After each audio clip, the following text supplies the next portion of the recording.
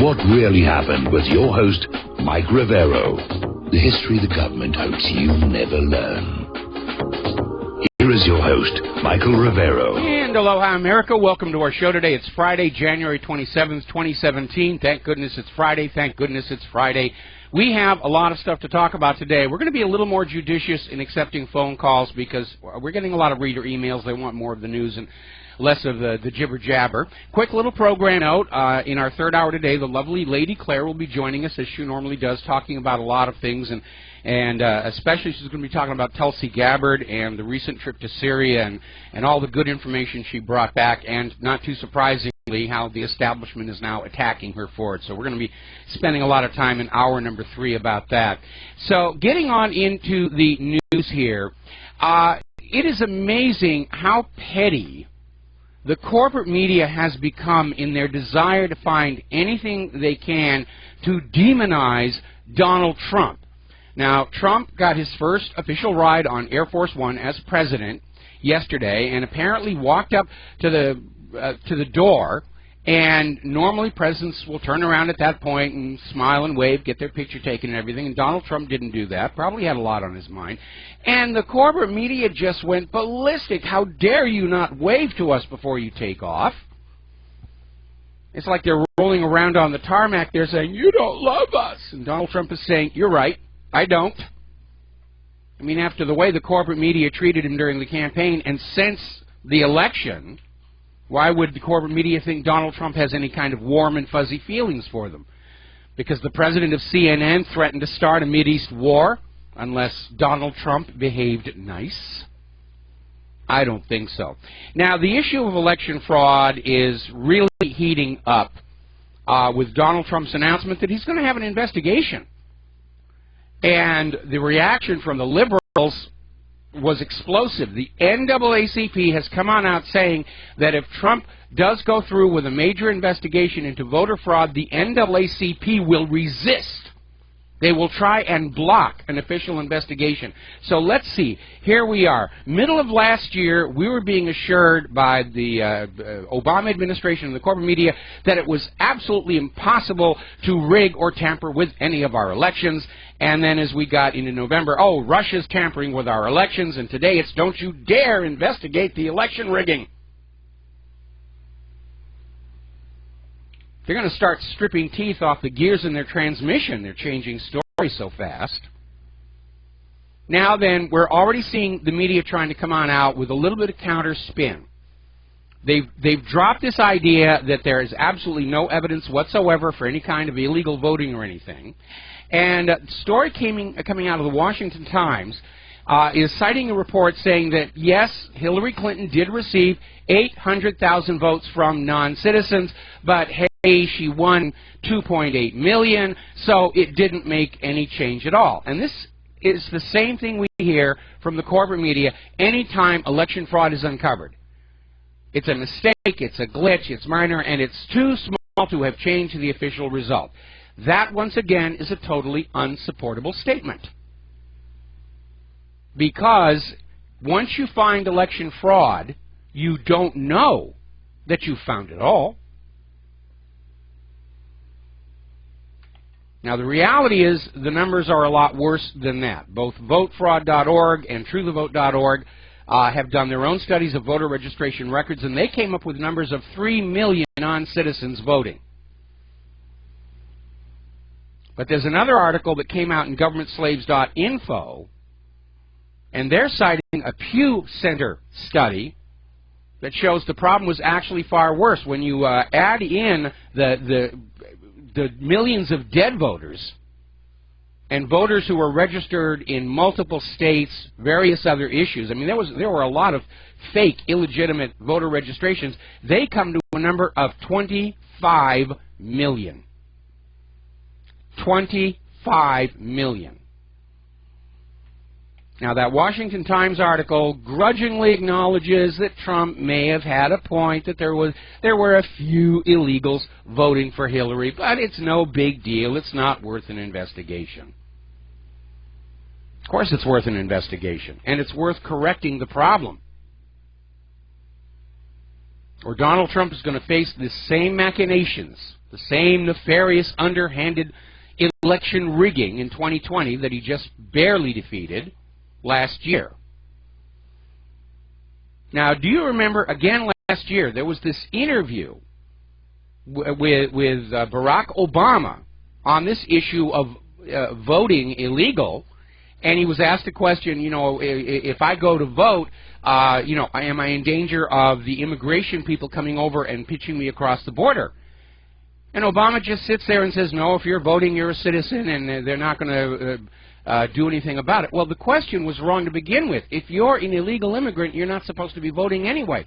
And a lot of people interpreted this as Obama putting out the message, if you're an illegal immigrant and you vote, nothing will happen to you, so go ahead and do it. By the way, a little feature of Obamacare most people don't realize. When you sign up for Obamacare, there's also a portion of the Obamacare application that's a voter registration ticket. You are registered to vote when you sign up for Obamacare, but you do not have to prove you're a citizen when you sign up for Obamacare, and nobody was checking. Obamacare registered 12.7 million people just this last year. We don't know how many of them are legal citizens. We're going to do a shout-out now to our on-air affiliates who are just now rejoining our network. But the situation is completely out of control. All right, we're going to grab a couple of really quick, really fast phone calls. James in South Carolina, what's on your mind? I had an esoteric question that even the great Michael might not be able to answer, but I want to ask it. I was listening to Alex Jones, and he said that Donald Trump had known about the New World Order since he was a kid. Okay, I have seen it mentioned obliquely before that he had been associated with people who knew about it. Okay, my question is this. I never heard anything about the New World Order ever associated with Joe McCarthy. It was always communism, communism, communism. All right. When Donald Trump was a young person, he was introduced all around New York by Roy Cohn. Yes. Now, I guess my question is, and you never heard about that much about it, but was Roy Cohn and Joe McCarthy, did they know about the New World Order? And it has never been spoken of? Well, the New World Order, as a phrase, really began back with George Herbert Walker Bush, who used that phrase in a speech. But that was after the time of Joe McCarthy and Roy Cohn doing what they did. Certainly, globalism has been around for a long time, and they may have known about it. But I think at this point, looking at how George Soros and the other globalists are just continuing to go after Donald Trump, I don't think there's any question that Donald Trump is going along with their agenda. Quite the contrary. His very slogan, "Make America Great Again," is a call for national sovereignty and nationalism as opposed to globalism. Well, do you think Roy Cohn was opposed? I mean, that's what I would think. I would think he knew about it and was opposing the so-called New World Order or whatever it was. I don't think Roy was thinking that far ahead. I mean, Donald Trump was the son of a wealthy father and was just being introduced around as the young people of what could potentially be dynastic families tend to get introduced around, and to make sure that they're part of the correct society. Anyway, James, we're going to let you go and switch over to Bill in Wisconsin. Aloha, welcome to the show. What's on your mind? Yeah, hello, Mike. Yesterday, you made a little bit of a flub. You said about this demonstration that was going to occur in Washington today as being anti-Trump, and that isn't the case. No, you're right. I did err on that one. It's pro-life. There's an anti-Trump demonstration going on in Philadelphia. Yeah, this is the National March for Life. This is against abortion, the killing of the unborn children. The Vice President spoke there today. The first time either a president or a vice president addressed this congregation of good people in 44 years. Also, Kellyanne Conway spoke too, and I had grandchildren there today. So, right on. The other thing, as far as Trump is concerned about torture, he was for it, then he backed off. Now he's back for it. He said someone told him that it works. And I would bet you any amount of money that it was Bibi that told him it works. Well, we need to be very careful on that because we're dealing with a corporate media that is still trying to invent news about Donald Trump. Yes, early in his campaign he was saying, yeah, let's go on out and torture the terrorists. Then he backed off because he was told by intelligence professionals that contrary to what you see in movies and TV shows, torture does not actually produce actionable intelligence. It can produce politically expedient confessions. That's why they waterboarded Khalid Sheikh Mohammed 100 and some odd times to get him to confess to 9/11. But it doesn't actually provide you information. And so Trump backed off at that point. Now, all of the current talk about Trump being in favor of torture again goes back to a report that appeared in the Washington Compost and the New York Slimes about a draft executive order that was going to reopen the CIA's black sites around the world. But the White House is saying it's not a White House document. Somebody just made this up and threw it out there, and the corporate media grabbed onto it without checking its provenance. Okay, all right, that's all I have. Short call, and let's go. Let's stand up for life. Absolutely, absolutely. Thank you very much. We're going to let you go. And let's see, another phone call. Then we're going to close the lines for a while because I got a bunch of news. Laura in Colorado, aloha. Welcome to the show. What's on your mind? Hi, Mike. I just wanted to encourage everyone to write snail mail letters to Donald Trump. I was listening to DV Kid recently talk about how many hundreds of thousands of emails go through, but not very many people are actually writing paper letters. And I think would be highly effective for people to send letters through the snail mail to the White House. There are a lot of issues that, you know, it almost looks like Trump is flip-flopping on some things, and we want to be able to let him know how we feel. And I think that a lot of mail going up there is probably the right answer. Well, the emails get scanned by computers to pull out keywords and try and build a statistical base of what people are concerned about. Natural language, grammatical processing has become quite advanced on that. But you're right, a paper letter does get opened. So sending a paper letter is probably going to be more effective, but I have to have the caveat. Don't send a snail mail letter to the White House just to send a snail mail letter to the White House. Have something meaningful to contribute. Don't just say, hi, how are you? We're having fun. Send me, send me a White House coaster or something like that. Well, I couldn't agree more. Recently an article was published in which one of our state representatives up in Colorado, up in Denver, she's a Latino and she is a Democrat, obviously, and she, wrote a letter to Donald Trump stating, please don't deport the illegal aliens. And of course, there's 30,000 of them or so. That's the number that we've been given. 30,000 of these illegal aliens living in Colorado, and it's like, you know what, we want them out of here. A lot of people consider when you break the law, you break the law. Yeah, that's it. If you're a criminal, you're a criminal. You got to go. You know? Absolutely. I mean, as I mentioned yesterday, I'm still getting all these emails saying, "Oh, you're a racist if you don't allow the illegal immigrants to come on in." And my reply back to them is, illegal is not a race. It is a condition, and but they're still out there screaming, and it really, really is heating up. Anyway, listen, Laura, going to let you go. Got a lot of news we've got to cover here today, and we're going to close the phone lines for a while until I get some more of these stories done here, so that we strike a balance here between news and commentary. Now then, getting on over to the corporate media, which seems to be on the verge of committing harakiri in full view of the American public.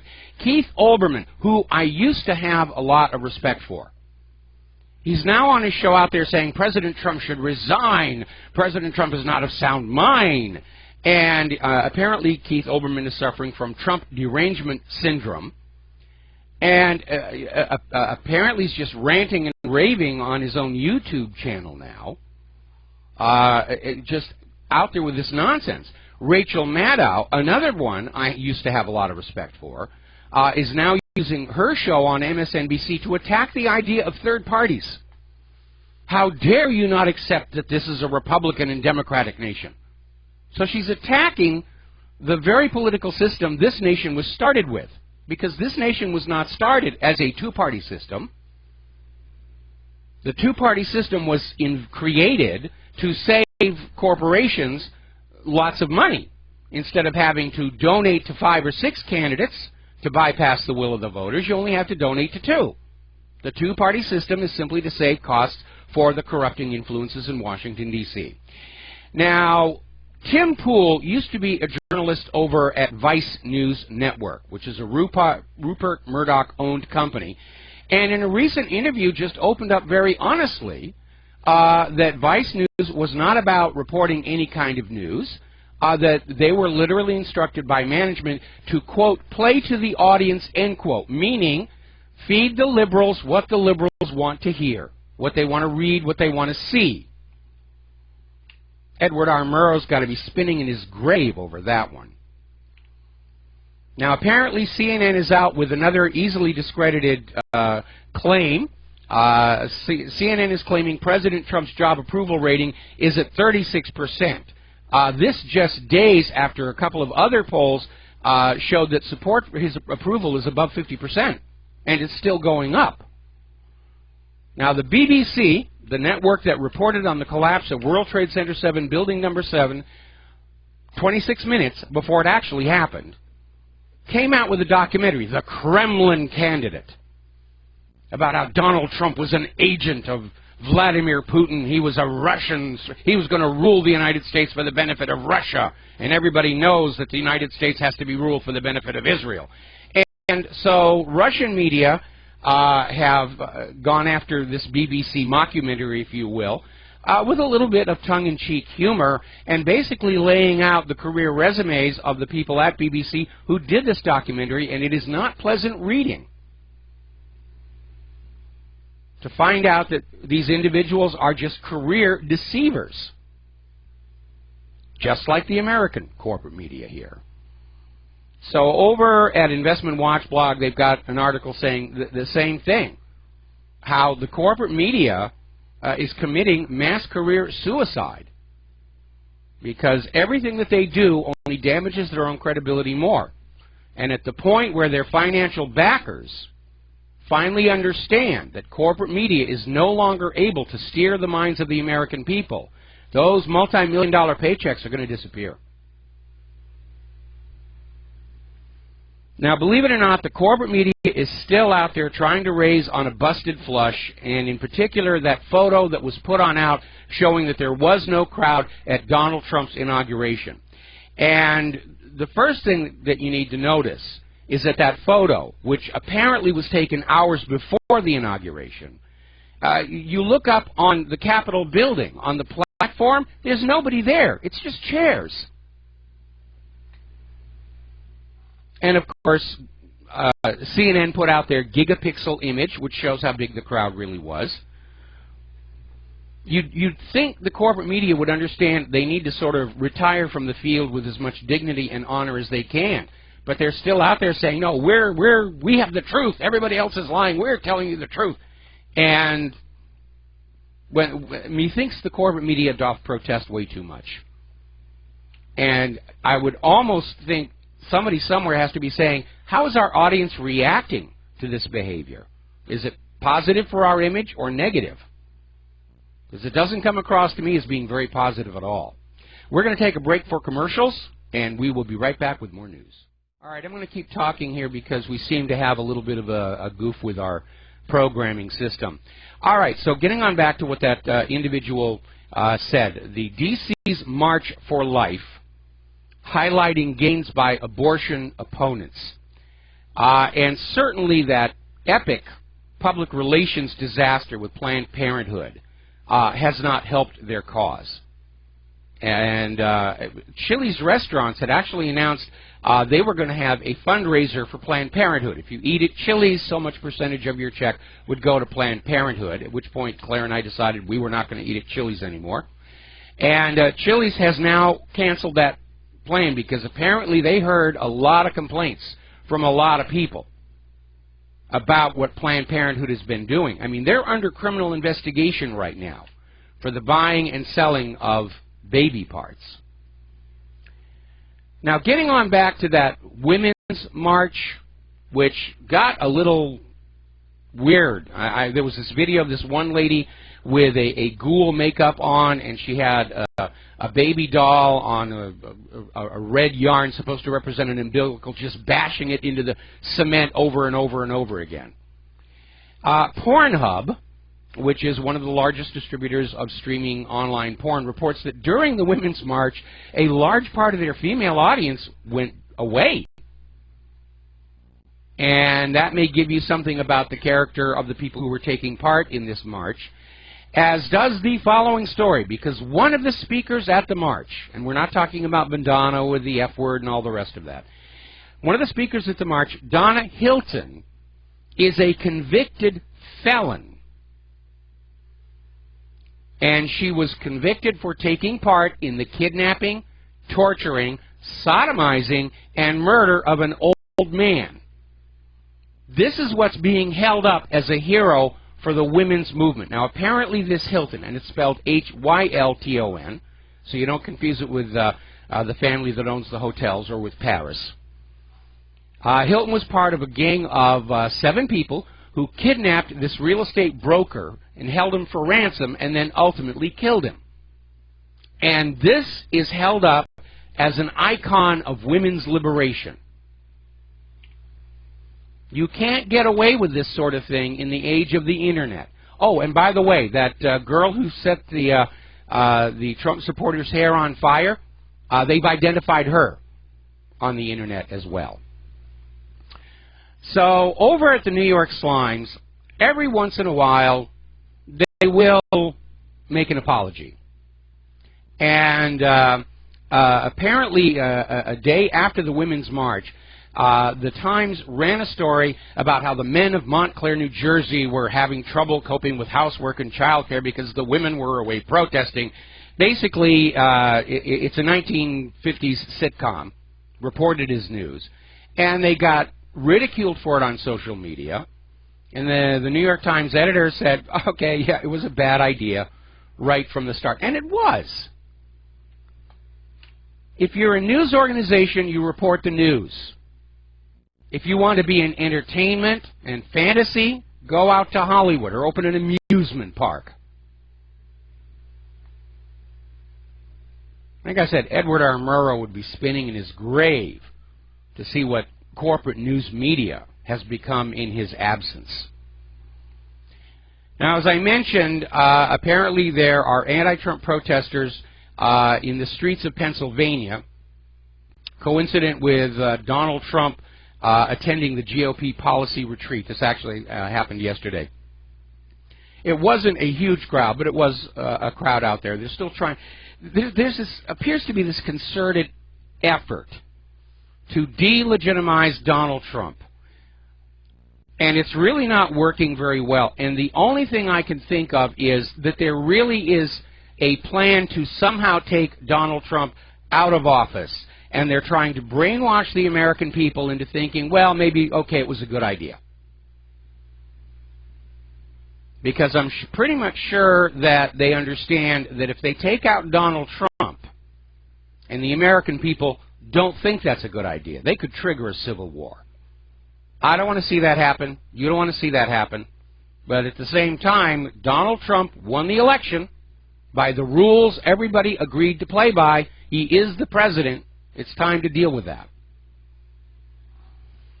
Now, getting on over to the war zones, apparently ISIS was trying an attack to retake Aleppo, and the Syrian army was able to repel it, drive them back, and they're now regrouping and adding reinforcements to launch a counteroffensive.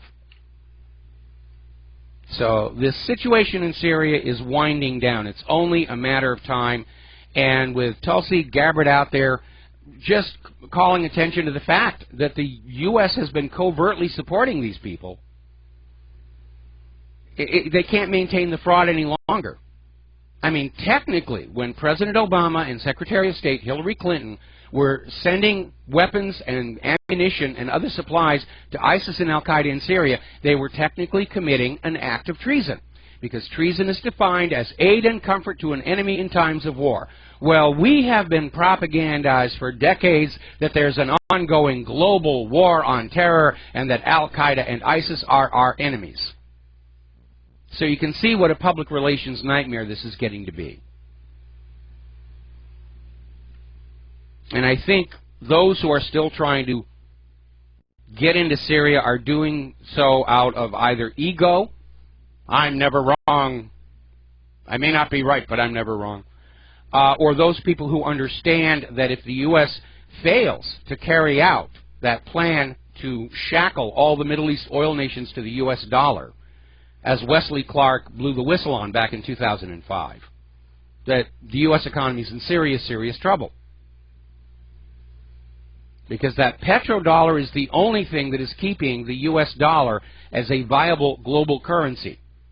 Our manufacturing has declined. Nobody wants our overpriced, poor quality products, and nobody wants our GMO agriculture. Now, Rob Kirby is now out there speculating that Donald Trump has the authority to order a gold audit of all the gold held by the United States government, presumably in Fort Knox and at the New York Federal Reserve. If that happens, of course, you can expect the price of gold to explode. Because as we talked about on that History Channel show, The Book of Secrets, there isn't really as much gold there as they want you to believe. And then there's that other scandal that erupted in Germany where some of the gold bars floating around with the hallmarks of the Federal Reserve and Fort Knox and the U.S. government have tungsten cores to them. It's like the James Bond movie Goldfinger. Somebody really did rob Fort Knox. They didn't have to use a nuclear weapon to do it here. Now, Donald Trump and Vladimir Putin are set for a phone call tomorrow. And based on the results of that phone call, Donald Trump is signaling he's considering lifting the Russian sanctions. They really have not harmed Russia all that much. They've harmed Europe a lot more. It really is time for them to come to an end. And I'll give you another reason why we have to pull back on all this sanction thing. The sanctions only work because all of the world's economy are going through a couple of key choke points. And that's what gives sanctions their teeth. Too many sanctions, people are going to stop using those choke points. We'll be right back. And aloha, America. Welcome back to our show here. Now, the corporate media is out there trying to sell everybody on the idea that the economy is doing really, really great. The stock market is up and unemployment's only 5%. We know that that number is an absolute fraud. We've got over 90 million legal American citizens willing and able to work who have not been able to find jobs for months, if not years. Then we found out that the inflation numbers are being rigged as well. One of the numbers that is still more or less honest is the gross domestic product. And looking at that number, it is obvious our economy is not healthy at all. But the reason the corporate media is trying to claim the economy was wonderful through the end of the Obama administration is to blame the coming downturn on Donald Trump. The same way they blamed the 1930s depression on President Herbert Hoover. But Herbert Hoover did not create that depression. It was created for him by many of the same people who are monkeying around with our economy today. Let's see. Google's phone costs are dragging down Google's profits. It's not a hot seller. Same is true for Apple. Apparently, they're unable to stimulate sales for their newest model. Buyers still prefer last year's model. And that business model that they've had in the 70s, 80s, and 90s, when the economy really was good, the tech boom was out there and people were making money, and you could go along with this idea that you're going to buy a newer version of everything every 4 to 5 years. That was actually a viable business model. New computer every 5 years, new cell phone every 5, so forth, so on. You can't do that anymore. When the people have lost their jobs, when the jobs have been offshored or automated, and people don't have money, they're certainly not going to buy a replacement for something that's still working. You know, I love my iPhone 5, and as long as it's working, I don't see a compelling reason to spend money on an upgrade. it does everything I need it to do. And there's nothing being advertised about the new phones that makes me say, oh, I just got to have that.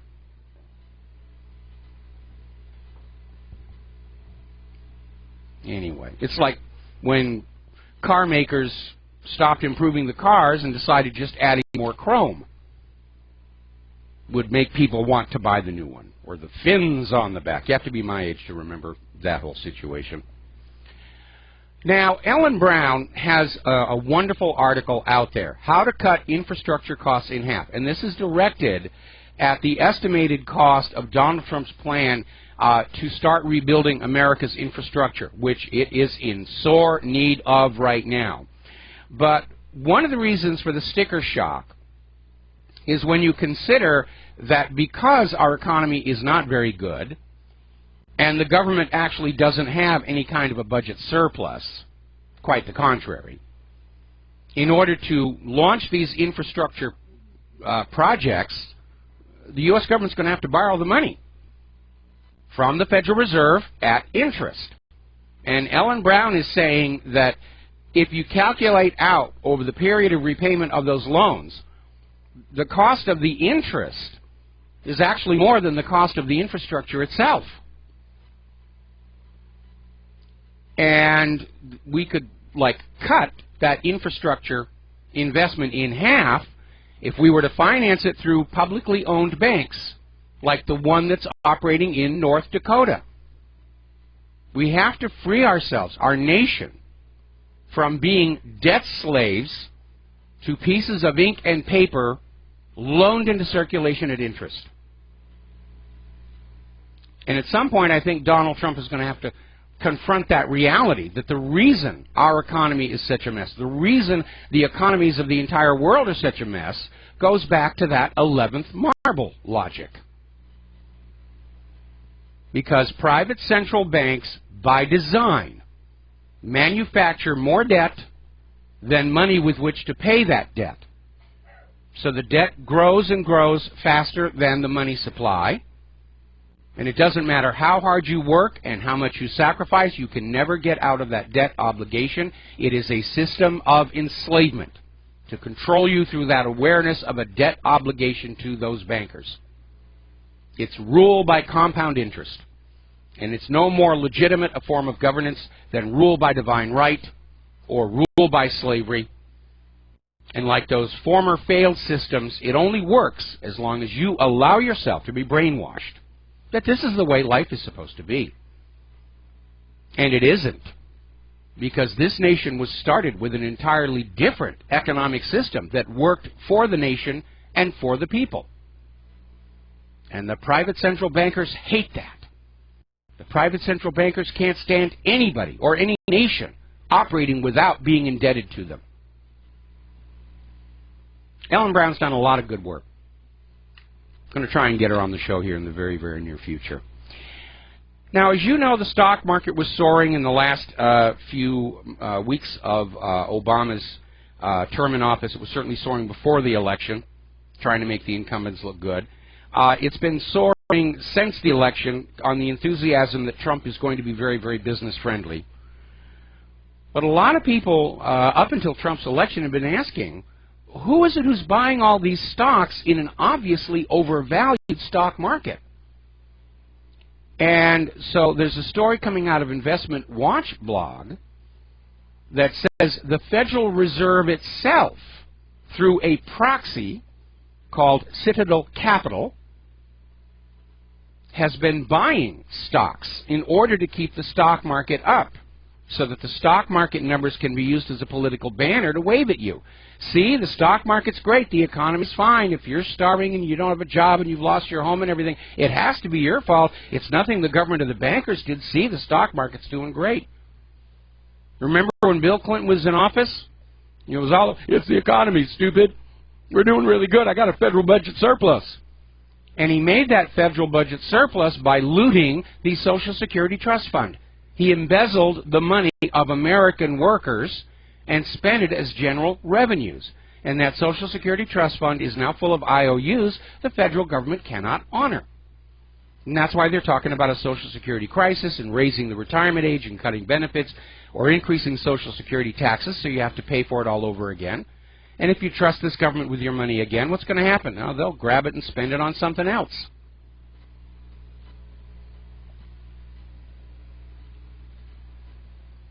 Now, one of the families, in fact, the majority owner of all the world's private central banks is, of course, the Rothschild family. And we've been hearing in the news recently about how the world's top 8 billionaires have more wealth than the bottom half of all of mankind. And the Rothschild family wealth is actually 5 times that of the world's top 8 billionaires combined. But they're never mentioned in the press. They don't want people to know about them. For the same exact reason that the Federal Reserve is fighting a full audit, tooth and nail. The last thing they need is for people to find out just how much real wealth has been taken from the pockets of the people and put into the pockets of the private central bankers, all for the privilege of using their particular brand of paper and ink. It would be a stunning, stunning number. So let's talk about immigration, refugee crisis. It's a hot topic here today. The German population has hit an all-time record high of 82.8 million due to the migrant surge.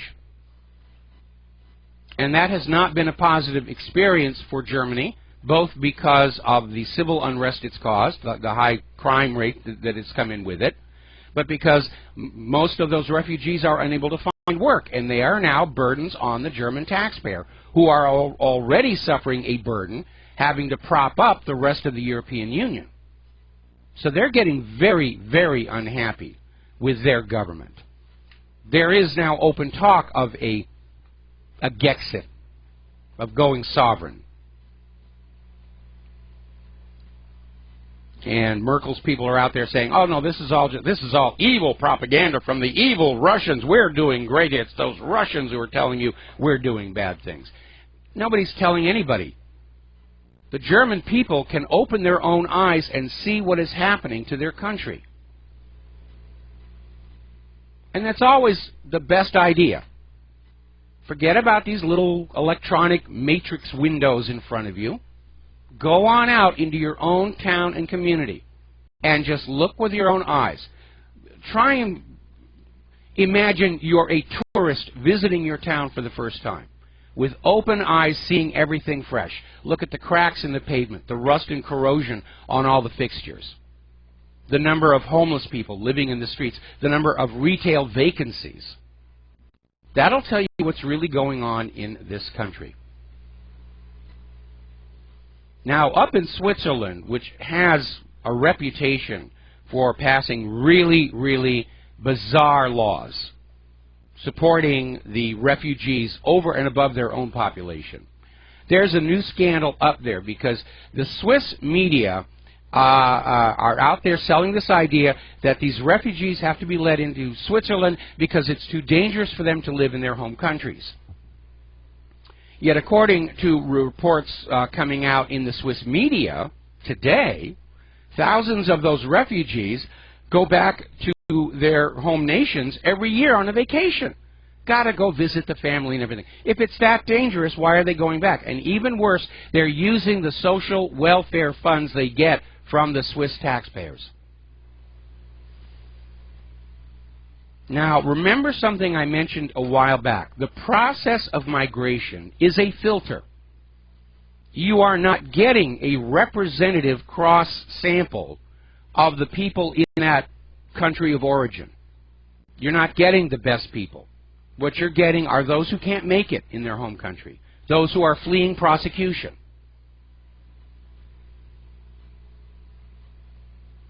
So, story coming out of Information Liberation, Trump's executive order could allow for the deportation of all illegal aliens.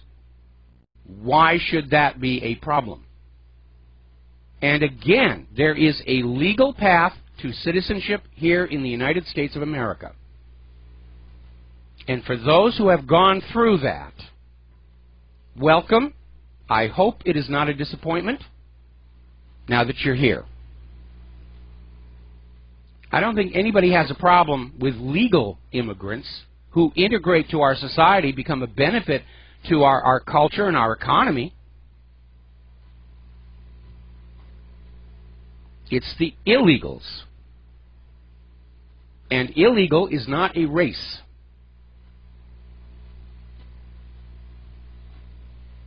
Now then, if you're that concerned about all of these migrants flooding into Europe from the war-ravaged areas of the Middle East, isn't the most logical thing to do to stop all these U.S.-sponsored wars in those Middle Eastern countries that made them refugees in the first place, and let them go home and start to rebuild their lives in peace and safety?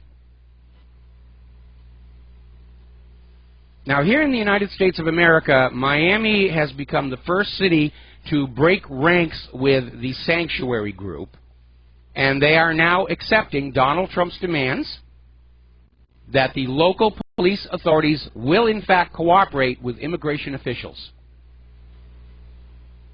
And this may encourage other cities to start to go along with it. Not all of them. Apparently over in Brownsville, Texas, there's an abandoned Walmart store that's been taken over by a nonprofit organization called Southwest Key. And Southwest Key receives the majority of its funding from your tax dollars via the Office of Refugees Resettlement that was started up under the Obama administration.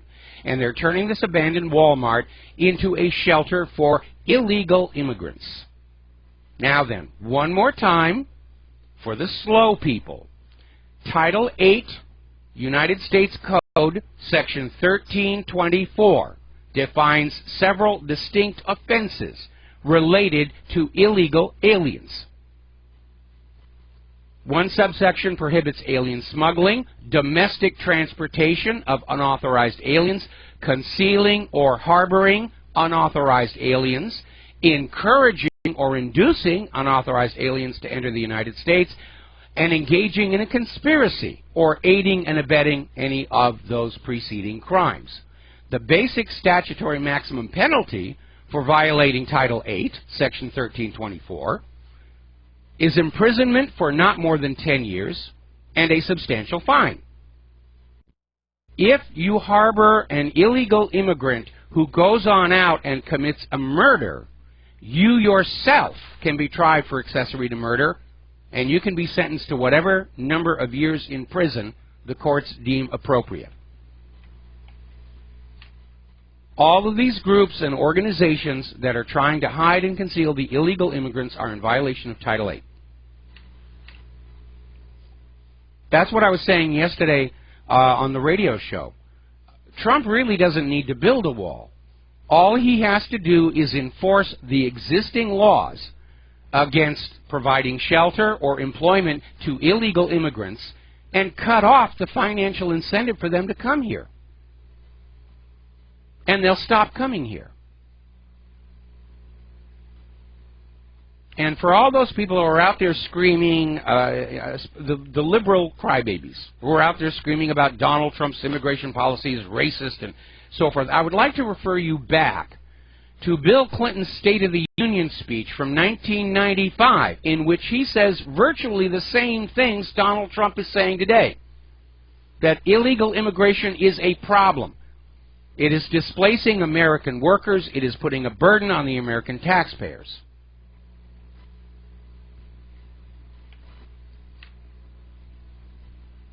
Now, Mexico, at least up until a short while ago, looked ready to start a trade war against the United States.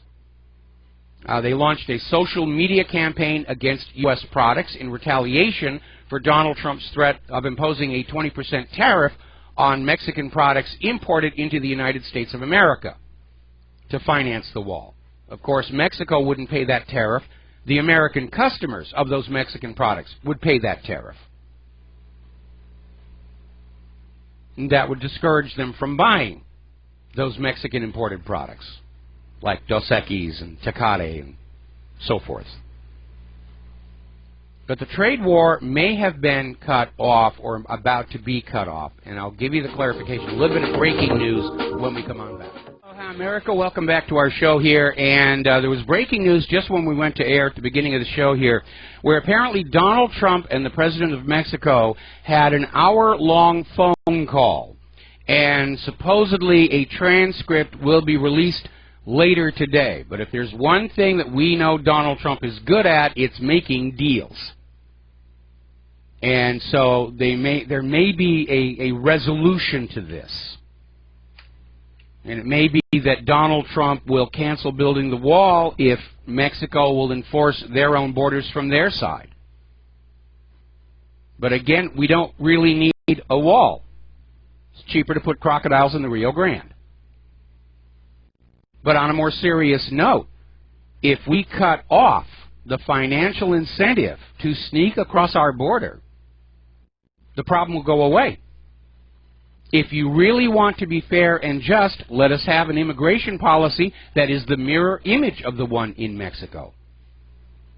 You can't just step over that border, get a job, get free stuff, go wherever you want. You step over the border into Mexico without the permission of the Mexican government, you are going to jail for a long time. Now, Reuters is reporting that the largest 10 sanctuary cities who are refusing to go along with the change in immigration policy, who are refusing to cooperate with federal immigration authorities, could lose a combined total of $2.2 billion with a B dollars in federal funding. And understanding the dynamics and economics of being a sanctuary city and supporting that population, that's a big hit. These cities don't have that money to lose. Now, out in California, they're making serious steps towards secession. They're calling it the Cal Exit, and they've reached the point where now supporters of secession for California can begin collecting signatures to qualify for the 2018 ballot. Now, obviously, this is fraught with a little bit of peril, because the last time states tried to secede from the United States, a war resulted. And I can't imagine all those gun-fearing, easily offended people in California could win a war of independence. Of course, if other states started to split off at the same time, that would be a different story. And as you're probably already aware, there are secession movements in Texas based on the fact that even the U.S. Supreme Court ruled that the manner by which the U.S. Congress annexed Texas was illegal. There have been secession movements in California, Washington, Oregon. There's one in Alaska. We've got a couple of them out here in Hawaii. We're trying to get Leon Siu, the Foreign Affairs Secretary for the Kingdom of Hawaii, to come on our show again. It could all start falling apart, especially if there is an economic crash. All right, we're going to take a break for our top-of-the-hour station identification. Back with hour number 2 after these few words. And aloha, America. Welcome back to the show here, hour number 2. And Donald Trump at that GOP policy forum was talking about what's going on up in Chicago. It's out-of-control violence there. Chicago is held up as the model of gun control for all America by the gun grabbers. And of course, they've got this insane murder rate up there. We were reporting yesterday there was a memorial for a victim of gang-related gun violence that was itself a target of gang-related gun violence. 6 people shot, one of them a 12-year-old girl. And so Trump was asking what the heck's going on up in Chicago, and then he answers his own question by saying Democrats, which everybody yucks up to. But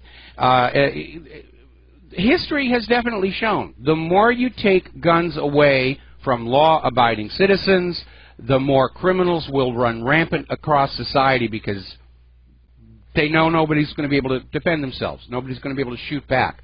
One of the worst ideas the gun grabbers came up with were those gun-free zone signs. It was like an invitation to any wacko with his brain melted on prescription antidepressants. Come on in and have fun. Nobody's going to be able to shoot back at you. I think those signs should all be taken down and replaced with one that says, warning, 1/3 of the people here are carrying concealed. You guess which ones. And I'll bet you all of this mass shooting craziness would start to go away the very next day. All right, let's go ahead and grab a couple of phone calls. Mark in Georgia, aloha, what's on your mind? Hey, good evening, sir. I was calling because I saw Vicente Fox on CNN last night, and every time I see him, I can't help but to think of back when Bush was in the Security Prosperity Partnership, which was part of the North American Union. And the only thing I can think of is one of the reasons they may be fighting so hard is because, remember, they wanted to pass the Texas Trans Corridors, was going to be the pathway to import a lot of the products, Chinese goods and stuff from Mexico. It was also going to be the pathway to import a lot of drugs because that corridor was supposed to be treated like an international zone where there weren't going to be a lot of customs inspections. Is that a done deal? I don't hear much about it anymore. No, it fell apart. It fell apart because the whole reason for the North American Union, see, the plan of the globalists was very simple. We're going to form this European Union, and all will be well. And then we'll form the North American Union, and all will be well. And then we'll form another union over here, and then when we get to the point where all the world is just 8 unions, we'll merge them all together and declare our global government. Unfortunately, that plan has hit a major pothole in the road. The European Union is in meltdown for 2 reasons. First of all, because it was created with a built-in self-destruct device called the European Central Bank. And second, because the open borders policy being pushed by the globalists, and in particular George Soros, have resulted in a furious backlash of nationalism from all these European nations who are feeling literally invaded by all these very problematic, troublesome refugees coming in from areas that were where wars have been started. And so the North American Union, the enthusiasm has never been there because analysts understand that for the North American Union to work, okay, that the United States and Canada have to be brought down to the same level as Mexico, or there would be a wild panic once the borders started coming down. And a lot of people said, I don't, after all that we have worked to build the economies of the United States and Canada, which have been under attack, obviously, in recent years, but we don't want to just give it up and go back to living third world status, because that's the one failure of the New World Order globalist plans. They can't bring the bottom up to match the top. It's too expensive. It's much cheaper and easier, they thought, to drag the top down and make us all a single-level third-world planet, underneath the golden throne. Thank you. All right, thank you for the call. We're going to switch over to Mark in North Carolina. Aloha, Mark. Welcome to the show. What's on your mind? Hey, Mike, how you doing? Doing okay. Would you talk about California? Yes. I think what you would have, if they would, is you have very similar to what's going on with the Ukraine now. In the eastern Ukraine and the Crimea, of course, they wanted to go with Russia. Yeah. They didn't want to have any part of that of the western Ukraine. Yes. And I think that would happen in California, where central and western California say, oh, no, you don't, because a lot of them want to separate from California right now and become their own state of Jefferson. That's the Northern California part, yeah, and that could happen as well. I mean, they could split off and balkanize. But again, if California secedes by itself, it's probably going to prompt a military action from Washington, D.C., even though it was acknowledged even prior to the first Civil War that states do have a legal right to leave the Union. But if all of these secession movements in all of the American states that are active right now were to happen at the same time, Washington, D.C. would simply not have the resources to take them all on. Well, this is what my own opinion is this. If that happened, I think the United States should just say, okay, fine. You can have a certain amount of the coast, including cities like Los Angeles, San Francisco. I don't know about it, but we're going to keep harbor areas, important harbor areas along the coast, such as San Diego and parts of San Francisco, parts of the Bay Area, for military purposes. And I'm sure the new nation of California would be perfectly happy to lease them those spaces. I mean, normally that is how the United States has military bases in foreign countries. They're leasing the property. And, of course, here in Hawaii, before we were annexed by the United States government, the sugar plantation owners literally traded Pearl Harbor to the U.S. government in order to encourage the annexation. But at no way are they going, would I tell them, no way are you going to get central and eastern part of California or northern, north central, any other part, the interior part of California. It just ain't going to happen. All right, that'll stay part of the United States. They want to be part of the United States, and that's the way it's going to be. I think well, there's one other factor you need to keep in mind, and that is that Donald Trump. And first of all, I do want to do a shout-out to our on-air affiliates who are just now rejoining our network. The one area where Donald Trump is not likely to succeed is in turning the economy around and avoiding this crash that has been building for years and years and years and years. And if that happens, you might see a large number of the United States decide they're better off on their own rather than getting dragged down with that central government. And like lifeboats on an ocean liner, they may cut themselves free and sort of drift off and look after themselves. Well, I kind of thought that had the Wicked Witch been elected, had more of a chance of a civil war at that point, and the secession, especially since I think she would have started coming after the guns, and I think that would have really triggered off civil war. Yes. It wouldn't have gotten good for the government either, because the war would have been triggered off with people who know how to use guns. Yes. And like you say, the snowflakes or the precious flowers or whatever you want to call them out, the coastal areas of California, Oregon, Washington, and New York, Massachusetts, and places like that. Okay, so well, let's be fair to the states of Oregon and Washington. They have a healthy gun culture, and Claire and I briefly lived in Washington State, and yeah, you're not finding a lot of gun grabbing going on there, at least not when we lived there. No, they don't dare at this point, but watch it. But they may start as more and more Californians move in there, and again, it's the coastal area they've got to be careful with, but that's where so much of the population tends to accumulate. I'm talking about even Washington and Oregon, and they're the ones who come to have ideas that really don't go with the traditions of the West. They just don't.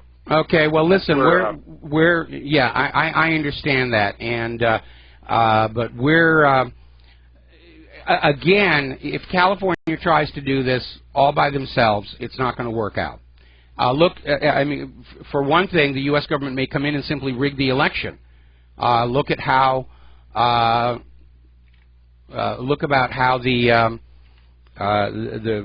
government of Britain is trying to reverse the Brexit vote. How they tried to reverse the Crimean referendums. The people in power like things just exactly the way they are. But again, if there is a crash in the economy that takes Washington, D.C. down with it, we could easily see the United States balkanize. We could see Hawaii and Alaska go back to being individual nations.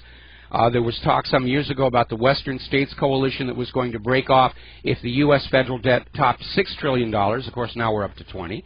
And we could see the continental United States break into three parts, which would be the states west of the Mississippi, the original Northeast elite area, and the Confederacy along those lines could break apart as well. Anyway, listen, we're going to let you. Okay, we're going to let you go here, and we're going to talk to Mark in Western New York. Aloha, Mark. Welcome to the show. What's on your mind? Hello, Michael. First-time caller, long-time listener. I was listening to you back when you were on with Jeff's network. I just wanted to throw out a couple things here. First of all, it's the 50th anniversary of the Apollo 1 fire, as you're probably well aware of. Yes. And I guess it was like 6:31 p.m. when it happened. But surely, after 50 years, they have not been forgotten. Anyways, what I wanted to ask or mention was some observations regarding taxing online purchases. Well, before we go into the taxing online purchases, I want to go back to the Apollo fire because one of the astronauts who died in it, of course, was Gus Grissom. And there was this rather tragic irony because of what happened with Grissom and Freedom 7, where they lost. I'm sorry, Liberty Bell 7, where they lost the capsule. Liberty Bell 7. Right, Liberty Bell 7, and Grissom insisted that the safety bolts on the hatch had just blown on impact with the ocean. It was an issue that was never resolved, although when they recovered Liberty Bell 7, they did not recover the hatch. So that was not, could not be determined at that time. Now, Gemini was already in the planning stages when Liberty Bell 7 went down, so they kept their ejection seats and exploding hatches. But they literally, because of Gus Grissom insisting that the hatch had just blown on Liberty Bell 7, they designed the original Apollo spacecraft not to have an emergency escape system on that door. And that's the reason they couldn't get out of the Apollo 1 fire. And obviously, when the Block 2 Apollos came out, they did have a quick release on that hatch. Apparently, they perished in like 15 seconds. It was a pure oxygen fire. And the Russian Space Agency had one a few years before, but they'd hushed it up. Otherwise, probably there would have been a lot more concern about a pure oxygen environment, especially with all that Velcro all over the place. I guess they were asphyxiated before they even succumbed to any of the burns that the bodies indicated. I don't even really care to speculate exactly how they died. It had to be horrific. As brief as it was still a horrible way to go. Well documented in the Tom Hanks From the Earth to the Moon. Yes, it is. Old miniseries. I love that. I got the DVDs on that. I watch that thing and I wallow in nostalgia for the good old days. Absolutely. I was sorry to hear that Eugene Cernan passed recently. Well, we're all getting older, you know, and that's where it is. All right, we're running out of time. You wanted to talk about taxing on online sales. Regarding the fuss over online sales hurting brick-and-mortar stores and the issue where the government says they cannot tax those sales, for many years throughout the 20th century, we shopped from home. We had catalogs. Yes. Anything that's listed today. Many people in their businesses use catalog purchasing as a way to get. That's how Sears began. Sears didn't begin as a brick-and-mortar retail outlet. They began as a catalog operation. They had a huge catalog. It was like a big event when this year's catalog showed up. And then you'd put last year's catalog out in the outhouse. And yeah, it was all shop, and it would be, if you've seen The Music Man, that song, the Wells Fargo wagon is coming down the street, that's how you got your products here. When there wasn't a mobility. But I think if you're going to have sales tax on items sold in the brick and mortar stores, I think it's perfectly justifiable to have sales tax on products that are ordered online. In fact, I think I would be in favor of scrapping the income tax entirely and having nothing but sales tax, so that the tax burden falls on those who've got the money to be buying more items. Well, you're going against the status quo of what was the norm for these catalog sales. Anything purchased out of state would come through just with a shipping charge. Well, maybe they were well, first of all, going up against the status quo has kind of become a lifestyle for me. There may have been taxes on the shipping charge, for all we know.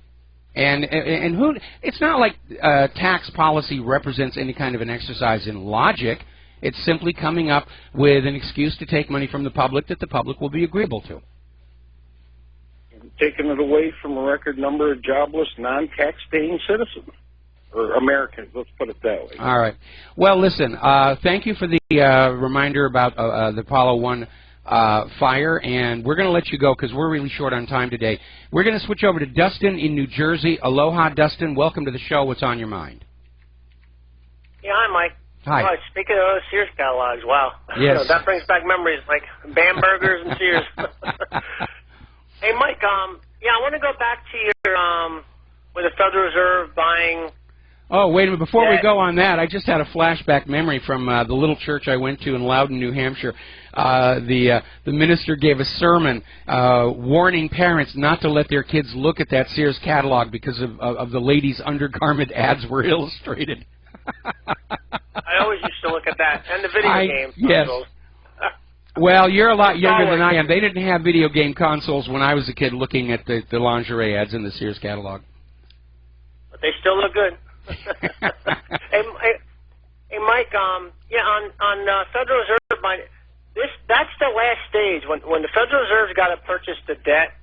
I mean, you're looking at a Rome welfare warfare state. That's part of the reason why they're letting in the refugees, put them on assistance and get them hooked on debt for the banks. I mean, yeah, but there's a flaw there. If these people cannot be given jobs with which to repay that debt, it's merely accelerating the decline. And by the way, the story I reported earlier in the show, the Federal Reserve may be buying up treasuries. It would make sense for them to try and do so. But the issue is they're also buying up stocks to prop up that stock market. The Federal Reserve appears to have become part of the plunge protection team that's been crushing the shorts. Exactly. If anybody else other than the plunge protection team were playing those kinds of manipulation games, they'd be going to jail. That's all the tools they got left. You know, this is the last stage, man. I mean, Trump's not going to be able to fix this. I mean, I voted for Trump. I'm a Democrat. I voted for Obama, unfortunately. But Trump's not going to be able to fix. I think we're at a time. The Western world is at a time with too much debt, too many wars, too much lies and corruption and greed. This is what killed Rome. Yes. The Western world is a Roman, Anglo-Saxon, Marxist, neoliberal empire. That's now, what we are. We need to realize this. Donald Trump is enough of a maverick that before the actual collapse, he may take the draconian steps of taking direct control of the Federal Reserve, the way Vladimir Putin took control of Russia's private central bank. In order to manage the public currency as a public utility, Trump could even nationalize the Federal Reserve completely. Remember, Congress still has the authority to repeal the charter for the Federal Reserve. And all they have to do is repay the $1 billion that the Federal Reserve loaned to the U.S. government during the signing of that bill that created the Federal Reserve. But it can be completely unwound, and Trump could simply say, we're writing off the debt. He needs to, because by design, it's impossible to pay it off. I mean, the last American president who actually paid off all the national debt was Andrew Jackson, and how he did it was by shutting down the second bank of the United States.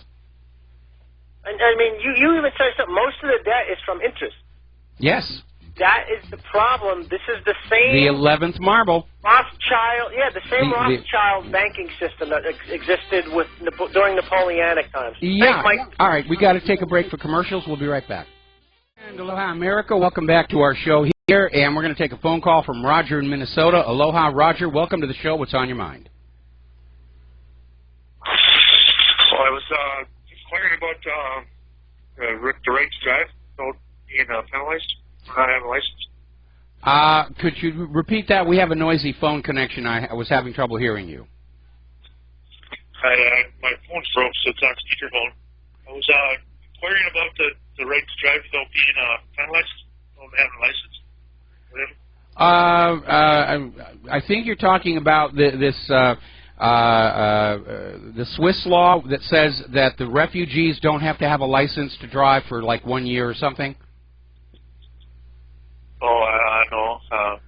The right to travel impunity without punishment. Okay, I really cannot understand you, so thank you for the phone call, and call back when you get your telephone fixed here. But I really could not understand you, and I'm sure it's a combination of the phone and the Skype and all the rest of this thing. Now, back to some news here. Out in Nevada, as you know, they are getting ready for the trial of those people arrested during the Bundy Ranch standoff with the Bureau of Land Management. And interestingly enough, the prosecutors have filed a motion in the case asking Nevada District Court Judge Gloria Navarro to allow the government to literally cover up any wrongdoing by the agents of the Bureau of Land Management. They want the judge to simply say that nobody can talk about what the BLM actually did that precipitated this standoff. Gee, don't suppose they have something to hide, do you? Now, I hope the good judge is going to turn this petition down, because the Constitution guarantees people an adequate defense. And if they are not allowed to question the legality of what was being done, they're in a lot of trouble, because the defendant's position is they were acting legally to defend themselves from an illegal action by a government of the United States, an agency of the United States government. This should not be allowed. This nation was founded as a nation of laws that apply to everybody, including employees of government agencies. Nobody is supposed to be above the law in our society. Now then, the Education Department has come out with a report and concluded that the $7 billion spent by the Obama administration had no impact on student achievement. They certainly learned to believe in human-caused global warming and to grudgingly eat very tasteless lunch. But other than that, they didn't have much student achievement. We still have universities teaching students on how to deal with microaggressions. How are these kids going to get jobs if that's their education? And if you can't deal with microaggressions, how are you going to survive in the real world? The real world is a very harsh place, especially for those jobs that are most desirable. Working in government, working in the media. It's a very hostile environment. Now then, speaking of hostile environment, as you know, there's a big hue and cry coming up from the pharmaceutical industrial complex over Donald Trump's creation of a vaccine safety commission and the appointment of Robert F. Kennedy Jr. As its head. And Robert F. Kennedy is on record as highly critical of vaccines and the CDC itself.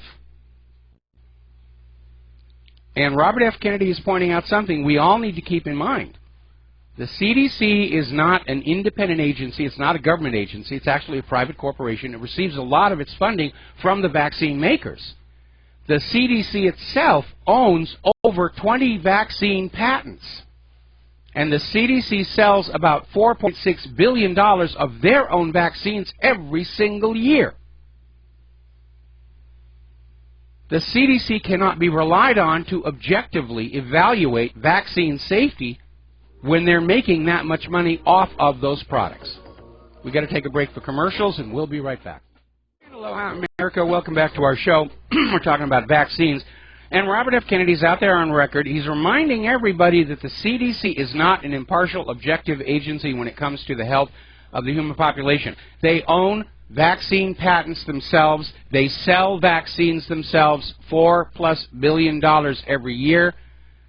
With that much money on the line, of course, they're not going to be objective. And don't forget, there was that CDC scientist who was one of the authors of the CDC's report that claimed there was no link between vaccines and autism, and he blew the whistle and said the report was a complete fraud. Now, when I was a kid, I got, I think, two vaccines, polio and smallpox. That was it.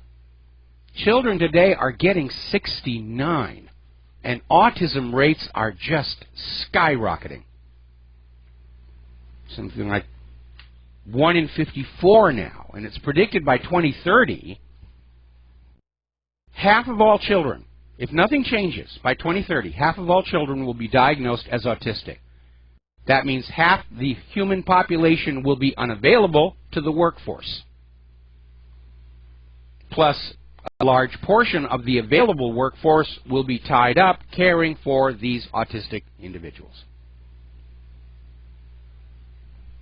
It's a systemic threat. Now, Donald Trump is obviously not a vaccine supporter. Apparently, in an interview with Opie and Anthony on Sirius, before he even declared to run for president, Trump said he'd never had a flu shot in his life and had never had the flu. Now, we've been talking about the documentary Vaxxed, and it shot into the independent media headlines when it was scheduled to be shown at the Tribeca Film Festival. And by the way, I notice on the cover of the front here where they have all the official selection of the various festivals. They didn't delete them, they just crossed them out. Because Robert De Niro, who has an autistic child, was a supporter of this film. And he's one of the founders of the Tribeca Film Festival. So he said, sure, we can show it here. And tremendous pressure was brought to bear. Some of the financial backers of Tribeca are tied up with the pharmaceutical industry and said, we will pull our support if you show this. And De Niro caved. And then he admitted he felt bad about it, but he still caved. And then a couple of other film festivals, same thing. Scheduled to be shown. It's an important documentary. And it gets yanked. And it has just now happened again. Apparently over in a, there was a movie theater in London. The Curzon Cinema in Soho was supposed to be showing Vaxxed, and they came under pressure, and they've now canceled the screening. It makes it very, very obvious that the promoters and sellers of vaccine have got something to hide, and they are very, very scared. Now, TV and movies are going to tell you that doctors are always wonderful people, and they're always right. No, they're not. There are criminal doctors, like that one that they just threw in prison for 45 years for telling perfectly healthy people they had cancer so he could make money selling them chemotherapy and radiation. And medical science has a long history of goofs. So, anyway, let's see. Let's turn that down all the way.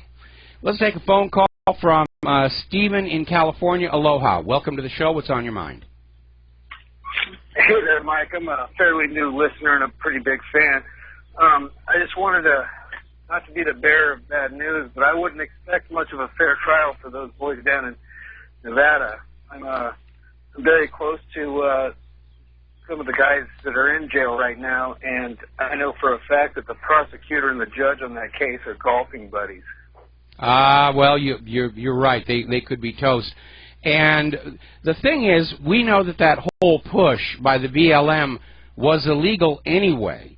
The U.S. government is in many ways starting to behave like the Israeli government. We're going to go take land away from the rightful owners, and we'll turn it over to our buddies to build a shopping mall on or something.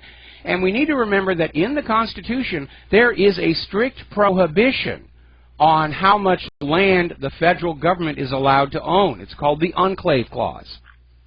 And the federal government is only allowed to own the land underneath federal buildings and federal infrastructure like military bases, harbors, and airports. And that's it. They're not allowed to own any other land because the Founding Fathers had known that when governments get into trouble, the first thing they try and do is pillage and loot their own people to get out of it.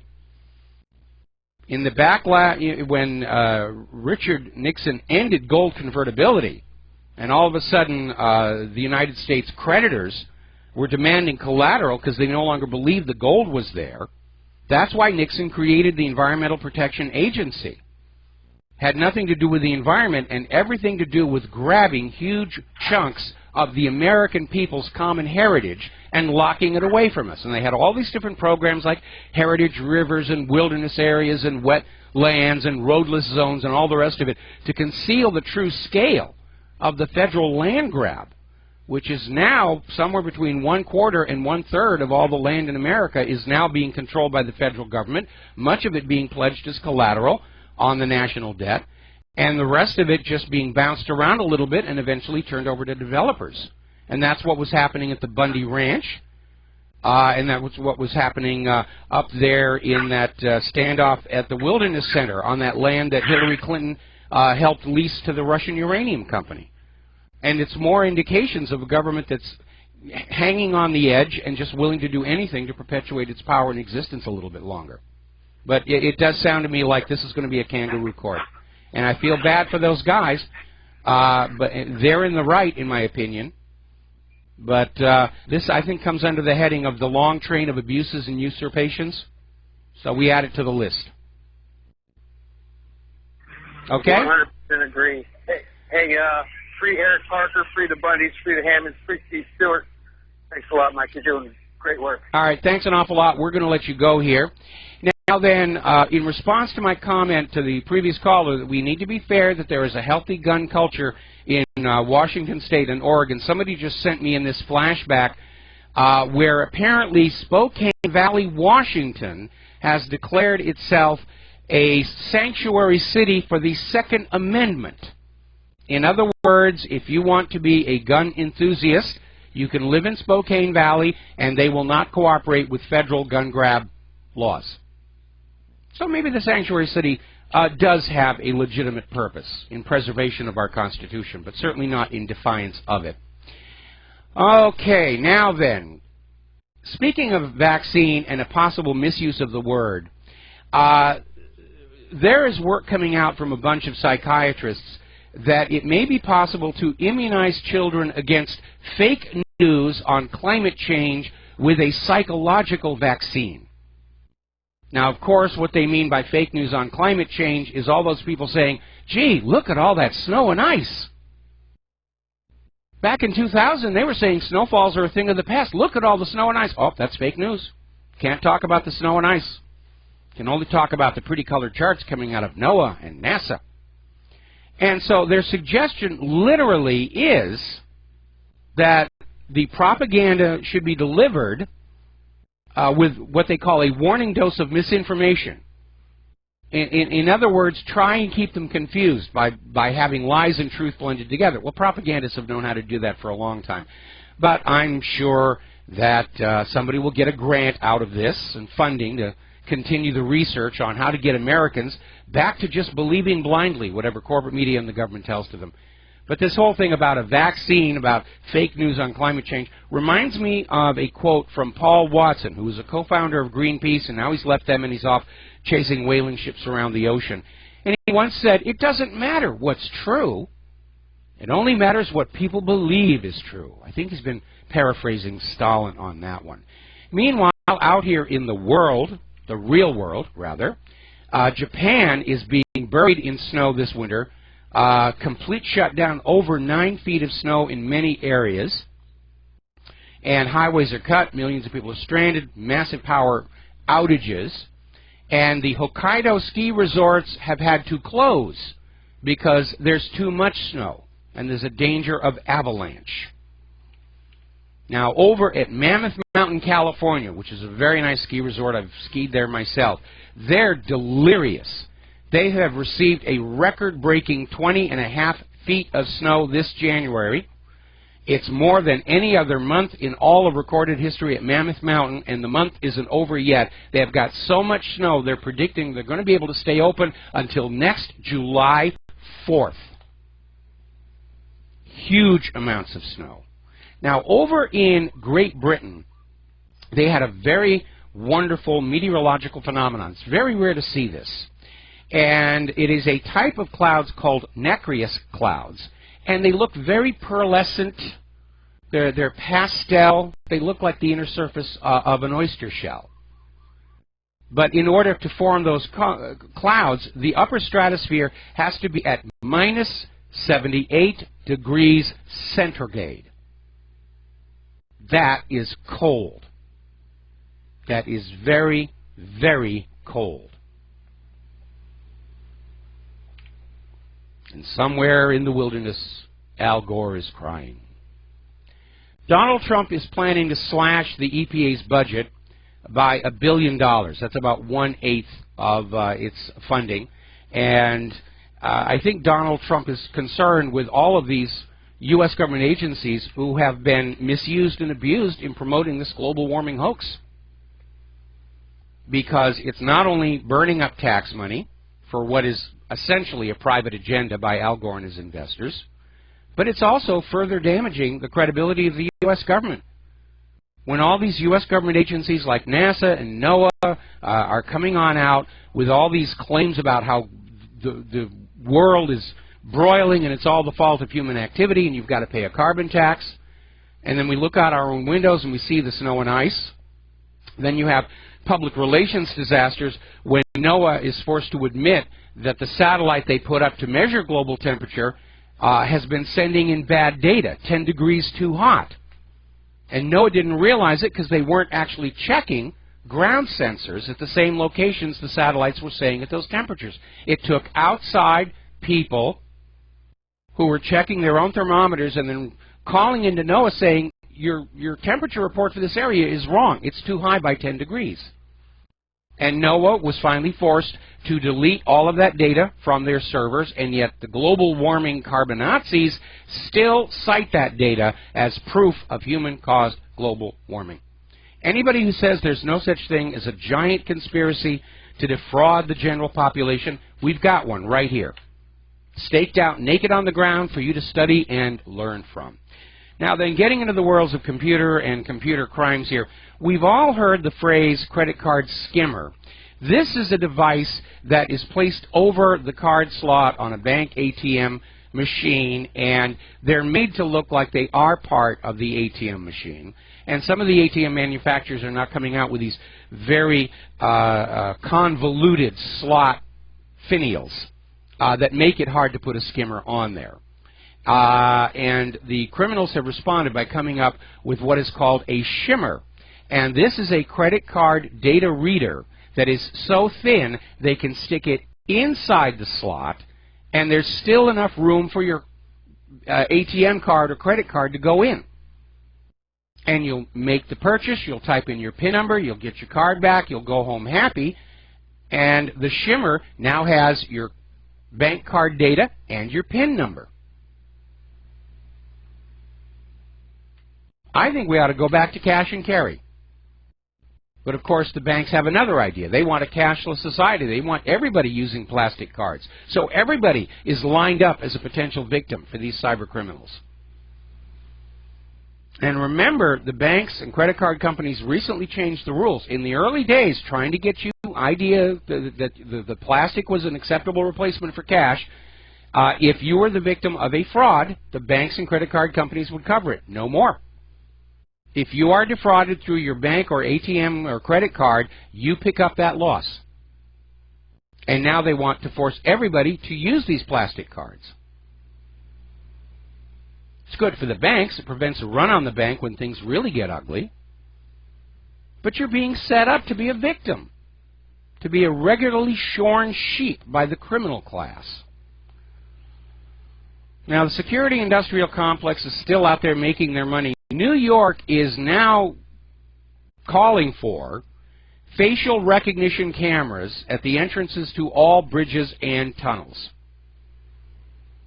Now, there are a couple of problems with that. First of all, facial recognition is not a robust, dependable technology. They put in a facial recognition system at Miami Airport a couple of years ago, and they detained something like 900 people, all of whom turned out to be false positives. And all you have to do is put a little makeup on your face or wear a cap or sunglasses, and you defeat it. And what computer system is going to be powerful enough to go through all the pictures of all the people living in that part of the country in the time it takes for a car to drive from the beginning of the bridge or tunnel to its exit? It's not a workable idea. It's just it's another boondoggle. It's something they're doing to make it look like they're worried about you and spend your money. Now, Amazon's Alexa is starting to get a nasty, nasty reputation, and it's being sold as a personal assistant. But what it really does is listen for anything that you're saying and pop up with a commercial offer. If you're talking about water, it says, oh, we can order you a case of Fiji water, something like that. One of the biggest problems they have with it is families who have somebody named Alexa or Alexis or simply Alex. The device will think it's being talked to, and it's causing all kinds of confusion. And it's even picking up characters with the name Alexa, Alexis, Alex off of TV shows. and placing orders with Amazon for products that are not wanted. It's turned out to be a disaster. Didn't they, like, actually test this thing? Didn't they actually put it in some real homes and see what was going to result? That's what I would like to know. Now, the good news is it looks like Congress is backing off from the push to grant the FBI more warrantless surveillance powers. That's a good thing. We do have this Fourth Amendment, and we all got to go back to playing by the rules. We'll be right back. And aloha, America. Welcome back to our show here. And, boy, I must have said something that really angered somebody because they're pounding on my server. We must allow the children to express their tantrums. I guess I should give them some Play-Doh and a safe room and a puppy to cuddle. Poor little traumatized, whoever they are. Now then, let's see. We already did the one about warrantless spying. And again, a government that does not fully comply with the Constitution and the Bill of Rights is neither legal nor legitimate. And we are not obligated to obey an illegal, illegitimate government. We are not obligated to pay its out-of-control spending. And we're certainly not obligated to sacrifice life and limb of our children in an illegal, illegitimate government's wars of aggression.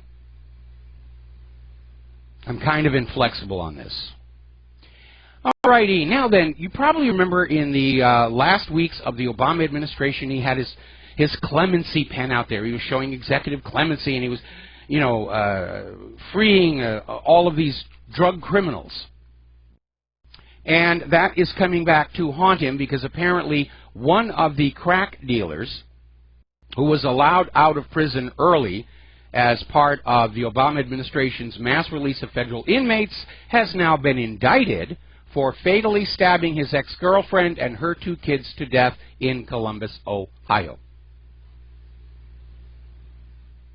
Obama has let hundreds of drug criminals go free, but Leonard Peltier and Mumia Abu Jamal are still rotting in prison for crimes they probably didn't actually commit.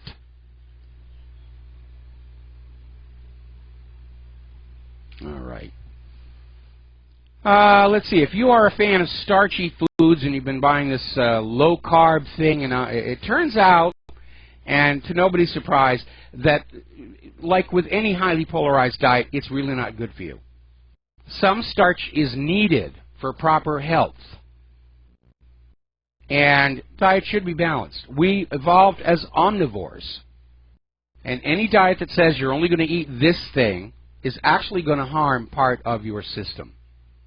Now, somebody just actually emailed in a quick comment about abortion because I was being taken to task by a woman saying, well, until that baby leaves your body, it's part of the woman's body and it's up to her what to do with it. And this person wrote in and says, I'll bet if you do a DNA test on the fetus and on the mother, you'll find they are not, in fact, the same thing. Good point. We need to keep that one written down for the fanatics out there. Glyphosate, along with deteriorating your GI tract, has now been discovered to cause liver disease. And you're not going to hear that one on the corporate media. It really is very terrifying to live in a society in which the government is so corrupt that they allow corporations to sell you dangerous products because it makes money. And as long as it makes money, that's all that really matters. We're going to take a break for station identification. Back with the lovely Lady Claire in just a minute. And aloha, America. Welcome back to the show. And for those of you watching on BAM User, this gorgeous creature sitting behind me is the lovely Lady Claire, who likes to sit in on our third hour every Friday with her unique perspective on the world. And Claire, what is the first thing you want to talk about? Well, the first thing I want to talk about is our state representative, Tulsi Gabbard. Actually, she's our federal representative. Federal, yes. She's okay. from our state, yes. but she... Okay. State representative in Congress, I should have said. Yes. She had the bravery and the courage, and I think we all need to commend her. And this goes beyond party lines, folks, so much. Yes. She had the courage to expose the truth on CNN after a secret visit, a fact-finding visit to Syria. And she said there are no moderate rebels in Syria. And she made some very caustic statements about the U.S. role in Syria in a CNN interview. Why, the next thing she's going to tell us is that Saddam really didn't have nuclear weapons. Yeah, yeah. Okay. And she said, and I so applaud her for this, I wanted to see if there was in some small way a way that I could express the love and aloha and the care that the American people have for the people of Syria and see firsthand what was happening there, to see what the situation was. She told CNN's Jake Tapper on Wednesday. Her message to the American people was clear and extremely damning. It's an indictment of the steady stream of propaganda the Western media has fed the public regarding the existence of moderate rebels during the Assad regime change operation. And what she said, and I'm quoting her, "I'll tell you what I heard from the Syrian people that I met with, Jake, walking down the street in Aleppo and Damascus and hearing from them. They expressed happiness and joy at seeing an American walking through their streets.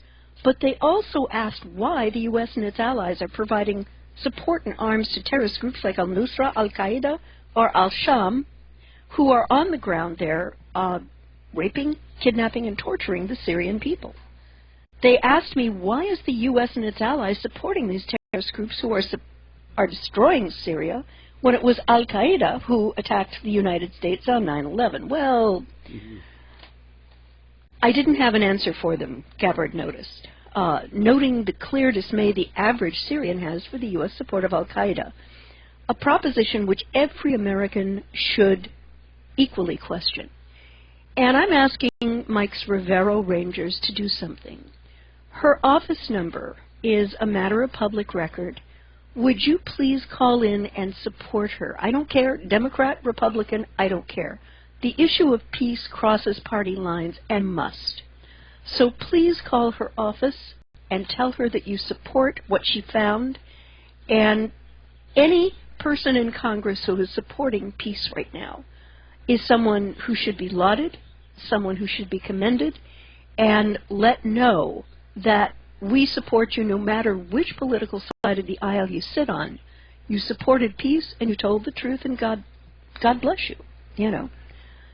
And it's very important to do that because Tulsi is no doubt being flooded with phone calls and faxes and emails with a different point of view and a different perspective. And I want to share a little insight about the public relations industry many of you may not realize. There are public relations companies that specialize in manufacturing what appear to be grassroots postal letters. They have offices with all these little boxes all over the walls, and each box has a different kind of paper and different envelopes, and they'll have flowers or kittens or things. And their printers are set up with fonts that look like type from various typewriters or varying computers, so they can, for a fee, generate a stack of 1,000 letters, all of which look like they're written by a separate individual. They have software that will paraphrase the basic talking points, and then they will have runners basically take these envelopes out and drop them off at mailboxes all over the district of the representative. And this is big business in the PR world because the representative will come into their office, they'll see a huge stack of mail on their desk, and they've got no way of knowing that it all came out of a single origin. Right. So the only way we can counter that is by just showing Tulsi our support for what she did and what she's doing, and also counter this kill the messenger mindset that we're seeing in the corporate media, where they're already on the attack against her, and also Dennis Kucinich. I had no less than 4 pieces of email today denouncing Tulsi for wasting Hawaii taxpayers' money on this fact-finding trip. Well, Tulsi didn't waste taxpayer money. This was privately funded. We don't know who funded it, but she did not spend taxpayer money. But even if she had, she serves on the House Armed Services Committee, and that makes a fact-finding trip to any of the U.S. war zones a legitimate exercise of government oversight. Completely legitimate, Michael. And I would say that the American people need to hear the truth, and that truth tellers should be praised and congratulated for what they do. Absolutely. And this is such a sharp lady. I've been aware of her even before this trip. And I'll tell you something that really horrifies me about the Democratic National Committee. We were hearing earlier in the week, they're already talking about 2020, and they're putting together the list of who they're going to run in 2020 against Donald Trump. I'm going to do a quick shout-out here to our on-air affiliates who are just now rejoining our network. And we're hearing that on that Democratic National Committee list, Elizabeth Warren's at the top, although it's starting to look like she might not survive her next Senate run. And they're even talking about bringing back Hillary Clinton. Ouch. They're talking about Michelle Obama, who has never held public office or even really had a job. Yeah. Her one claim to fame is the school lunch program. They're talking about Joe Biden, and what is absent from that list is Tulsi Gabbard, who, if you look at the public relations disaster the Democrats have created for themselves this last year, Tulsi Gabbard right now is about the only Democrat one can look at with a high degree of respect. And I was very saddened that Donald Trump didn't find a place for her in his administration. I thought she would have been an excellent Secretary of State. Yeah. And for the Democrats to, at this point, not even being considering her for 2020 just shows you how out of touch they really, really are. But this is a lady where, again, this is way beyond party politics. This is somebody who's doing a great job, and certainly Claire and I are supporting her and will continue to support her. And it doesn't matter what parties we are all part of. She's out there doing the job that needs to be done. She's clearly her own woman. She's not going along with the status quo establishment view in Washington, D.C. Not just about Syria, but about other issues that she's come forward on. Yeah, I support her greatly. Quick question, Mike. Did you talk in your first 2 hours about the number of fraudulent dead and registered voters in 2016? I certainly did, but let's go ahead and talk about it again. Okay. A study revealing that over 800,000 non-citizens voted for Hillary Clinton, but it doesn't account for dead and fraudulent voters, which accounted for 25 million registered voters during the 2012 presidential election. 25 million. That is a lot. And again, like I said in that first hour, 6 months ago it's impossible to rig our elections. Right. And then 3 months ago it's Russia was rigging our elections. And today it's don't you dare look at how our elections were rigged. Yeah, it's funny. You know, you can't take all of those positions at the same time. That's the problem. They're switching back and forth so much they're going to break their own necks. Right. Whoa. Yes. I'd like to also talk about fake news of interests and intervention. And the U.S. and other media are continuing a strong move toward baseless, a.k.a. fake news. They recently caught the New York Times claiming that Russia had started the war in Georgia, something that the New York Times had earlier debunked itself. The Washington Post claimed that Russian hackers were sneaking into the U.S. electricity grid. This story fell apart within a few hours. Nothing in it was true. Hundreds of pieces were written about peaceful demonstrator rebels in Syria, about 250,000 civilians besieged in Aleppo, or Syrian government bombings of hospitals that lacked any base in reality. This is why the independent media is so important right now. And Mike, I think you are absolutely correct in your assessment that 2017 is going to be the year of the independent media. But that also means we've got to be extremely careful. Yes. And check our sources so that we are completely responsible. We have to be more professional than the professionals. Yeah, absolutely. Absolutely. And then talking about the Federal Reserve. Apparently back in 2011, when unemployment was at a terrible crisis level, and the jobless rate was allegedly around 9%, it was far worse than that. And apparently Federal Reserve bankers were mocking unemployed Americans. And House Democrats were aghast. With almost 5 unemployed Americans for every job opening, too many people remain jobless because of a lack of work, not a lack of wanting to work. And so in early 2011, they introduced a bill to reauthorize federal unemployment insurance benefits, a program to aid those who were looking for work. But behind closed doors at the Federal Reserve, there was a very different conversation.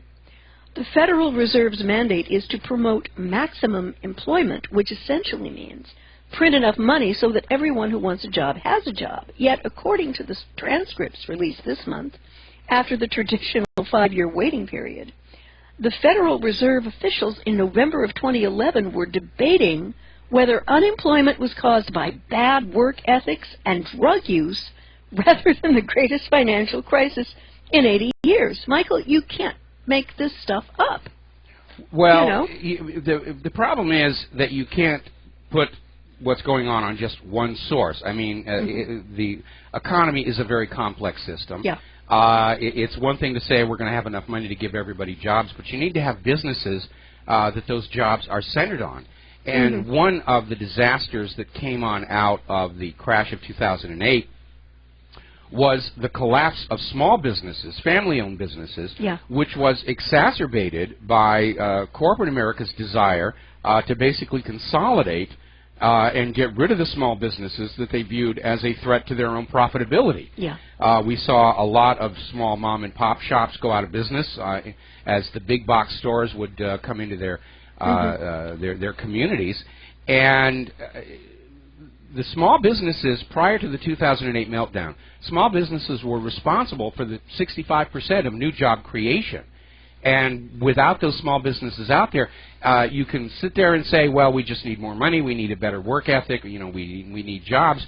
Where are the jobs going to be if not stimulating business somehow, somewhere? Now, there is absolutely no question that the out-of-control debt is crippling our economy. And there is no question that as long as we continue to believe that private central banking should be at the heart of our economy, we'll never be free of that debt, because private central banks are designed to always produce more debt than money with which to pay that debt. And that holds the nation and its people as debt slaves. It transfers the real hard assets of the nation and the people into the pockets of the bankers. And it's very predatory. And it's not a legitimate way to run this country. And when the United States was started, most people don't know that the American Revolution was fought about breaking free from a private central bank and having a nation with an honest monetary system.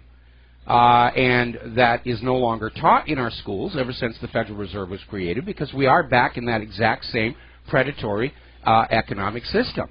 When this nation was started, the government created its own money, and it spent it into circulation to buy what the government needed. That money flowed through commerce without accruing any interest, and then was taxed back in the same exact amount to close the cycle and balance the books. And it is a system that works for the nation and for its people. And the private central bankers hate that. The private central bankers want a world in which everybody conducts commerce using banknotes borrowed at interest from them. The Rothschild family wealth is more than 5 times the combined wealth of the world's 8 richest billionaires, and they made it just by convincing us all that we have to use their ink and paper to carry out commerce, and that we have to borrow that ink and paper at interest from their banks. Absolutely. Absolutely. And to all of those listeners and readers out there, please do your best to get your credit card bills paid down, because every time there is a basis hike at the Fed, that's going to increase your interest on your credit card most likely. And try to stay out of debt the best you possibly can. Same thing with your variable rate mortgages. Yeah. And we are already hearing that as part of this friction between Yellen and Donald Trump, the Federal Reserve is going to start raising rates in order to hamstring Donald Trump's attempts to change the economy. And guess who will ultimately pay for all of that? It will be you, the American people. Yep, absolutely. I know that you talked about this earlier in the show, but I'd like to revisit what's been going on in Chicago. Apparently, 6 people got shot during a memorial for a gunshot victim on Wednesday.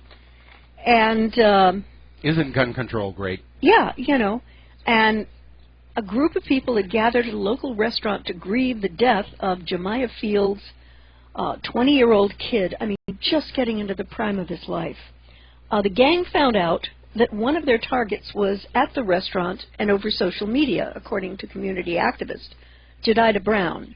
The gang came to the location and opened fire, wounding 6 people. Fields' mother was also wounded during the altercation. And I know that Trump has been talking about sending in the feds. But President Trump, I have a slightly different approach. Number one, look at what Portugal did with its drug policy, which was to decriminalize small uses of drugs, but send people for counseling. And what the statistics have borne out, Michael, yes, is that fewer people are getting involved with drugs, and very few people who are very young are getting involved with drugs. Well, it's a very simple mechanism. Yeah. If drugs are a big-ticket, expensive item, yep. And we know the CIA's been up to their neck in all of this stuff going back at least to Vietnam days, then there is a financial incentive for the dealer to go on out, make friends with kids around the schoolyard, and give them a free sample to get them started. Now, if drugs don't pay very well, if people can get legal drugs like they can in, well, so many countries in Europe. Portugal. Yeah. Well, not just Portugal, but I think they did the same thing up in Holland. I know that drugs are decriminalized, or at least when I was down in Australia, they were pretty much decriminalized. If you can walk into a pharmacy and buy stuff there inexpensively, there's no point for an illegal criminal dealer to be approaching your children in the schoolyard and trying to get them hooked on something because it's available in the stores. But our war on drugs is a disaster, just as prohibition was a disaster. And if we look at the history of prohibition, we come to understand that prohibition was not about ending drinking in America, but turning alcohol into a highly profitable enterprise for those willing to engage in the gray side of the law, like old Joe Kennedy. And the same thing with the drug laws here in the United States. The drugs are kept illegal to keep them expensive and maximize the profits. And the war on drugs is actually the war on the competition's drugs. And that's the CIA's. And that's why the U.S. government was arming the Sinaloa cartel with military weapons in order to, you know, kill off the competition, because competition is a threat to profitability. And the other thing that has to happen is families have got to be protected. Families have got to heal. Because when you've got a healthy family, healthy family and multi-generational many times, you don't have that pull where the gang becomes the kid's family. But moms and dads are going to have to step up to the plate, especially in urban areas, and be moms and dads and know what's going on with their kids. Well, that's really important. I have a question for Chicago Mayor Rahm Emanuel. Back in 2013, it was common knowledge that the Mexican drug cartels had taken over the drug business in Chicago, and it's $30 billion a year. Why didn't you do something about that, Mayor? In fact, why did you disarm all of the people of Chicago, the law-abiding people? Are you working with the drug dealers to create a zone in which the criminals can prey on the helpless with impunity? Are you guaranteeing workplace safety for those who work for the drug cartels? I think these are very valid questions that need to be asked. I absolutely agree. Again, when you disarm law-abiding citizens, crime will flourish. Chicago's the perfect example of that. Washington, D.C. is the perfect example of that. We got to take a break for commercials, and we'll be right back. Aloha, America. Welcome back to our show here. And Claire, what's the next thing you want to talk about? Well, I'd like to give an add a person collectively to the state of New Jersey, which tends to get dissed a lot. But New Jersey just became the first U.S. state to give new parents a baby box. Now, this is something that's been common in Scandinavia and Finland. And it contains newborn essentials and can serve as infant beds. And now new parents in New Jersey have access to the same resources. And experts believe that it will help prevent some infant deaths, just like it has in Finland. And the Baby Box Company partnered with New Jersey's Child Fatality and Near Fatality Review Board. And what this is, it's a box filled with diapers, clothes, baby wipes, breast pads, and more. And the box also contains a mattress that allows it to serve as the baby's first bed. So starting Thursday, new and expectant parents can register online at Baby Box University to receive their free box. The process requires that recipients complete the New Jersey syllabus, which is a series of videos from health professionals that educate parents on newborn care. I hope the program does work well to get new parents more information than they had, and I think it was a very intelligent thing for the state of New Jersey to have done. Well, I would tend to agree with one caveat, which is, do these videos remind parents that they must vaccinate their children? Because this could actually be a very clever advertising campaign. You are right on that. Yeah, you are and no matter how cynical I get, I just can't keep up. I hear you. Yeah. I'd like to go over to a comment made by Steve Bannon, yes, a gentleman who very much has President Trump's ear. And he has said, the media should be embarrassed and humiliated and keep its mouth shut for a while. And the media came back and said, heck no. No, no. We have no shame. Yeah, apparently. And Bannon is not shutting up about this. And on Thursday, and he typically doesn't talk to the press or answer his cell phone, said that the media needs to do nothing right about now. And it needs to listen for a while, he told a reporter during a phone interview. He repeatedly called the media the opposition party and said that they still don't understand this country. And, Mike, I think the guy is really, really right. I think he is right. Yeah. And I think there's certainly a great deal of arrogance in the corporate media, and there's nothing new about that. I mean, even all the way back, decades ago, the heads of the network news felt that they were basically in control of the nation because that was actually their job as part of Operation Mockingbird, was to basically brainwash the American people to go along with what the establishment wanted. And they don't want to surrender that position. It's very lucrative. They get a rush thinking that all these millions of Americans are dancing to their tune. And as I've mentioned before, they're trapped by their own business model. These prostitutes and correspondents in the corporate media are paid these gigantic salaries to be very convincing liars. And as a result, they can't start reporting the truth without their financial backers putting away the checkbook. And so they're kind of trapped there. They can't change their spots, and it's very obvious right up to the present day they can't change, and they don't want to change. And they are going to self-destruct. Bannon's advice is dead on. If the corporate media really wants to survive, they need to sit down, shut the heck up, and take a good look around, because the fundamental nature of information flow in society has been dramatically changed. And either you will evolve to adapt to that new information environment, or you will go extinct. And right now, the corporate media seems to be on the endangered species list. Yes. I certainly will not mourn them. I'm not going to even start a charity. Save the corporate media. Send your money today. I don't think so. We will send them a baby box. No. Definitely not. I'd like to bop on over to an article from Sputnik News. Okay. And it has to do with what Russia is doing with Syria in terms of the peace talks and trying to create a political solution and a solution for political stability. Power splitting and minority rights are among the cornerstones of Russian proposed Syrian constitution. We're going to have to take a break here. We'll get back to Russia and Syria after these few words. Yep. And aloha, America. Welcome back to the show here. And Lady Claire, you were talking about Russia's getting together with Syria and Turkey and possibly a representative of the Trump administration to kind of try and work out finally a Syrian peace deal that makes everybody happy. Yeah. And apparently this was leaked to Sputnik. The issues of territorial integrity, separation of political powers, as well as respect for minorities' rights and international treaties are among the center concepts of this Russian proposed constitution for Syria. The paper was distributed by the Russian side among the delegates of the Syrian peace negotiations, which wrapped up earlier this week in Kazakhstan's capital, Astana. According to Russian Foreign Minister Sergei Lavrov, Moscow has based its suggestions on what it heard from the Syrian government, the opposition, and from other countries of the region over the past couple of years.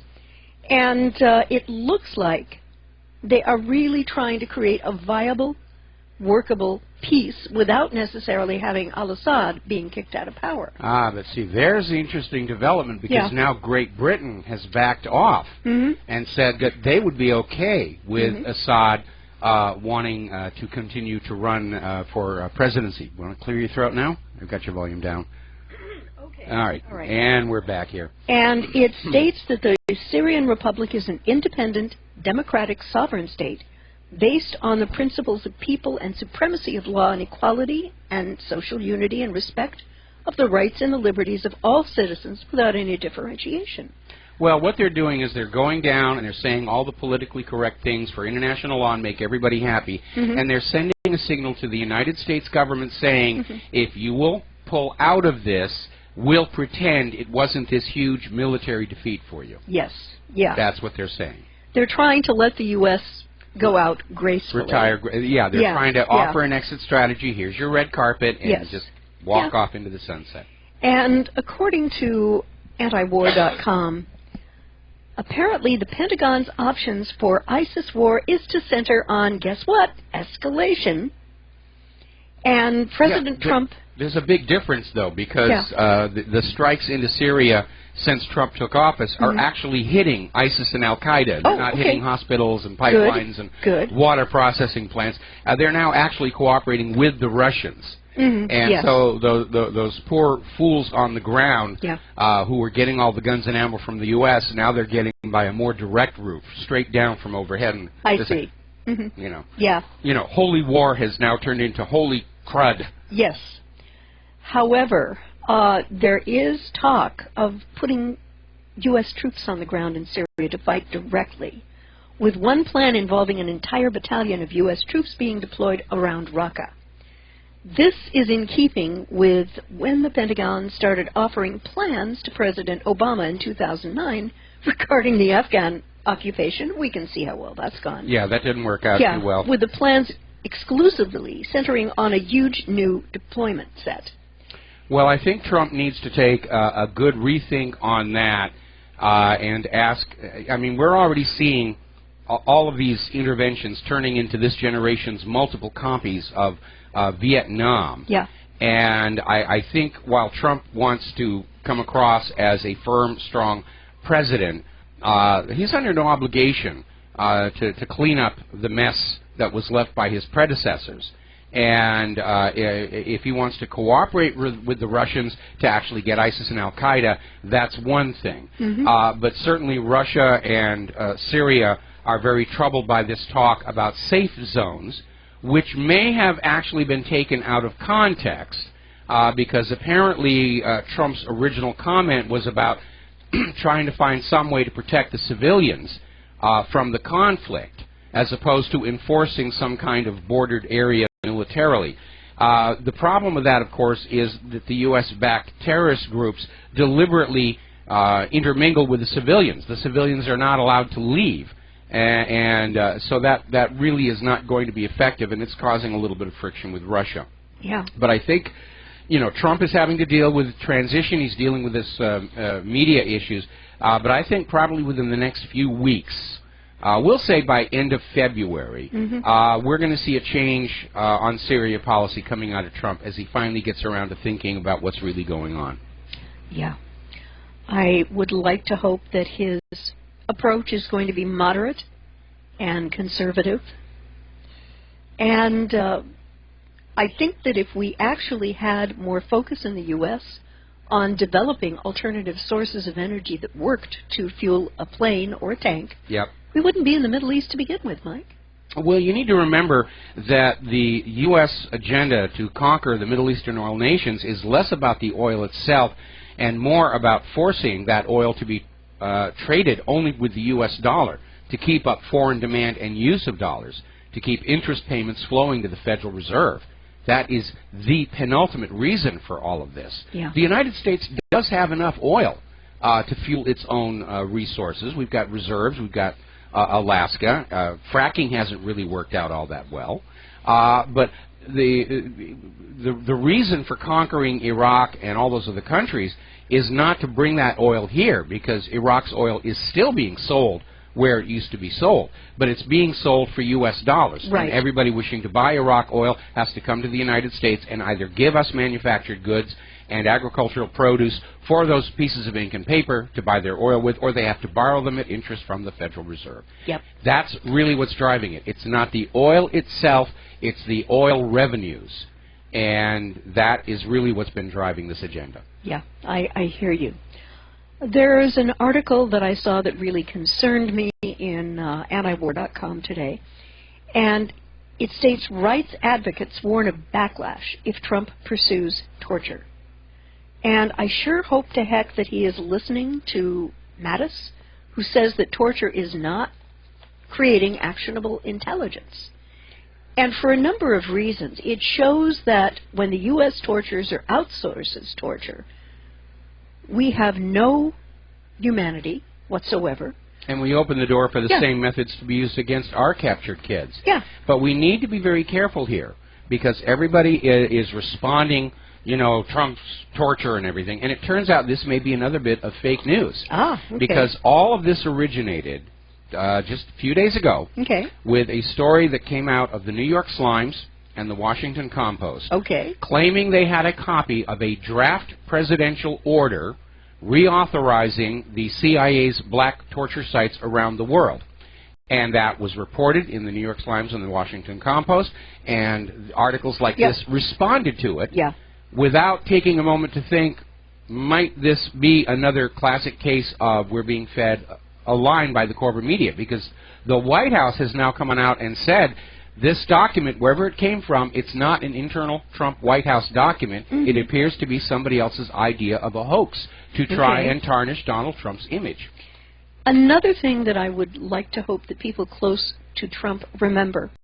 It's a German interrogator from World War II, Hans-Joachim Gottlob Scharf. Joachim.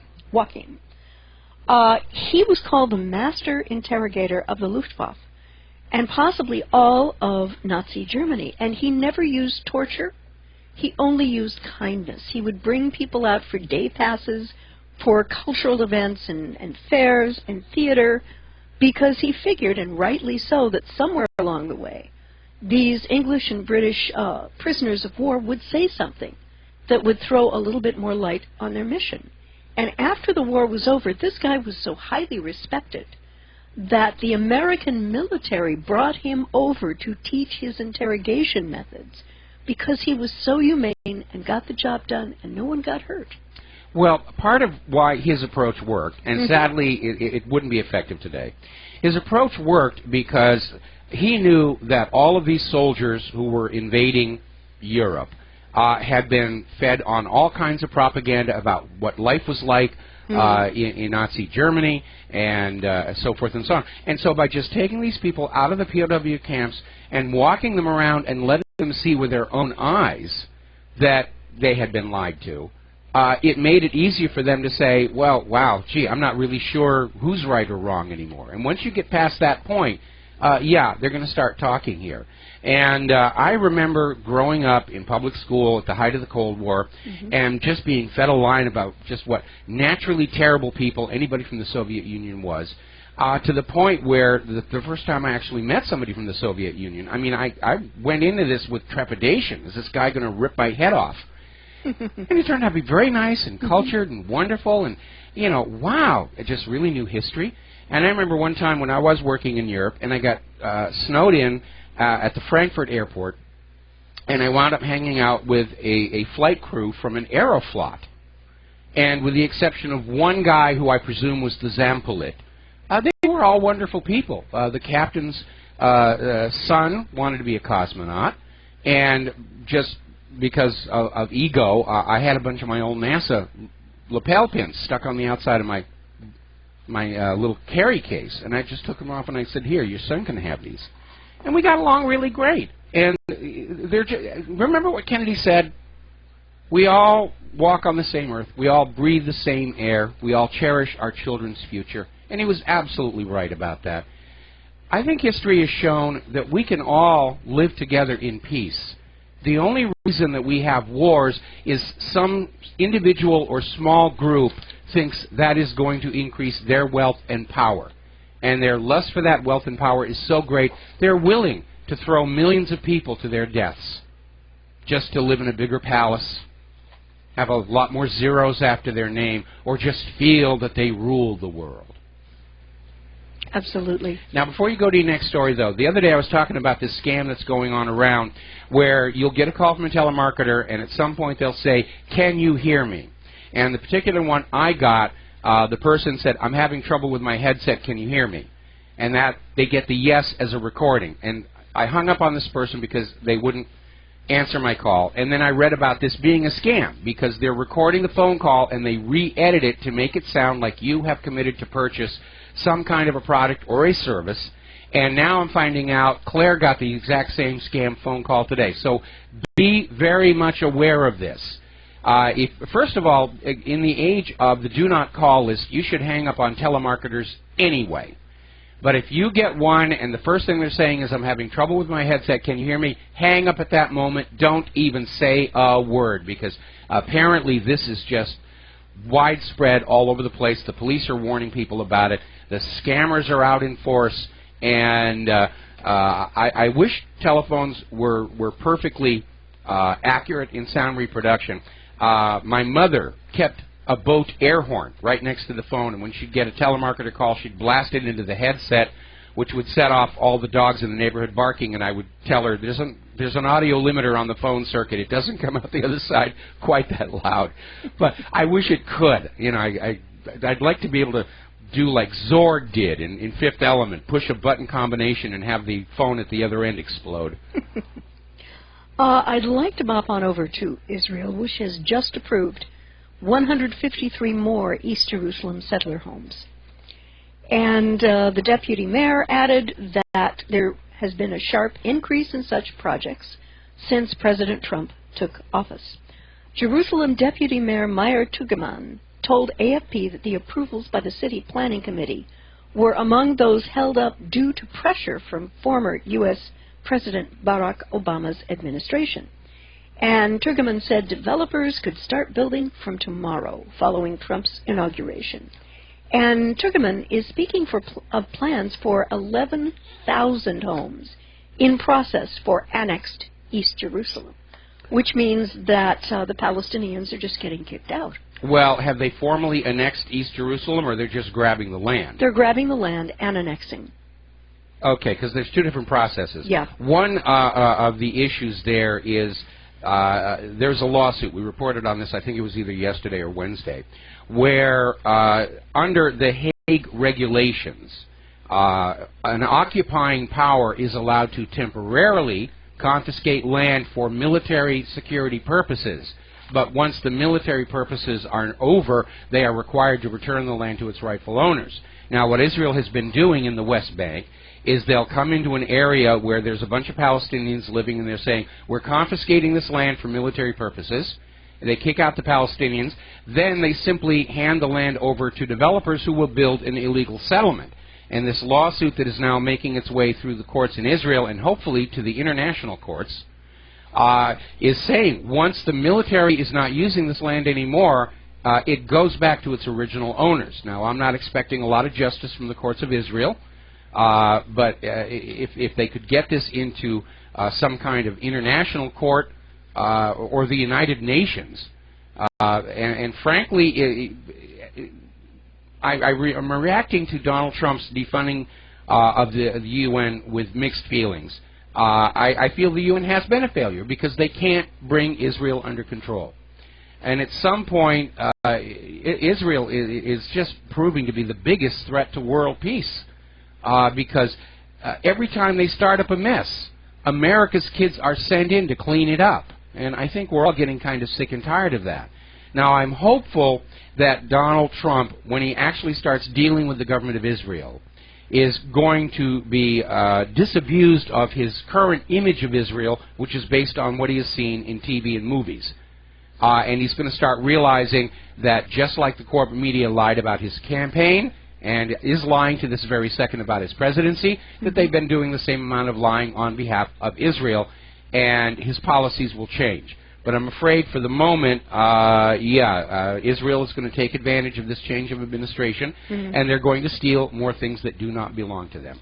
Yeah, I would like to hope that the bromance between Trump and Netanyahu is mercifully short-lived once President Trump does get a sense of what's happening in the Middle East to the Palestinian people. Well, Bibi Netanyahu and Donald Trump's father were friends, but Netanyahu as a factor may be coming to an end because apparently this corruption investigation into him is now expanding, and it does look like there's a power block within Israel's government that thinks it's time to get rid of the extremist and maybe get a more moderate Israeli leader to calm things down and help to try and restore Israel's image in the world, which has just taken a hammering in response to the actions of Netanyahu.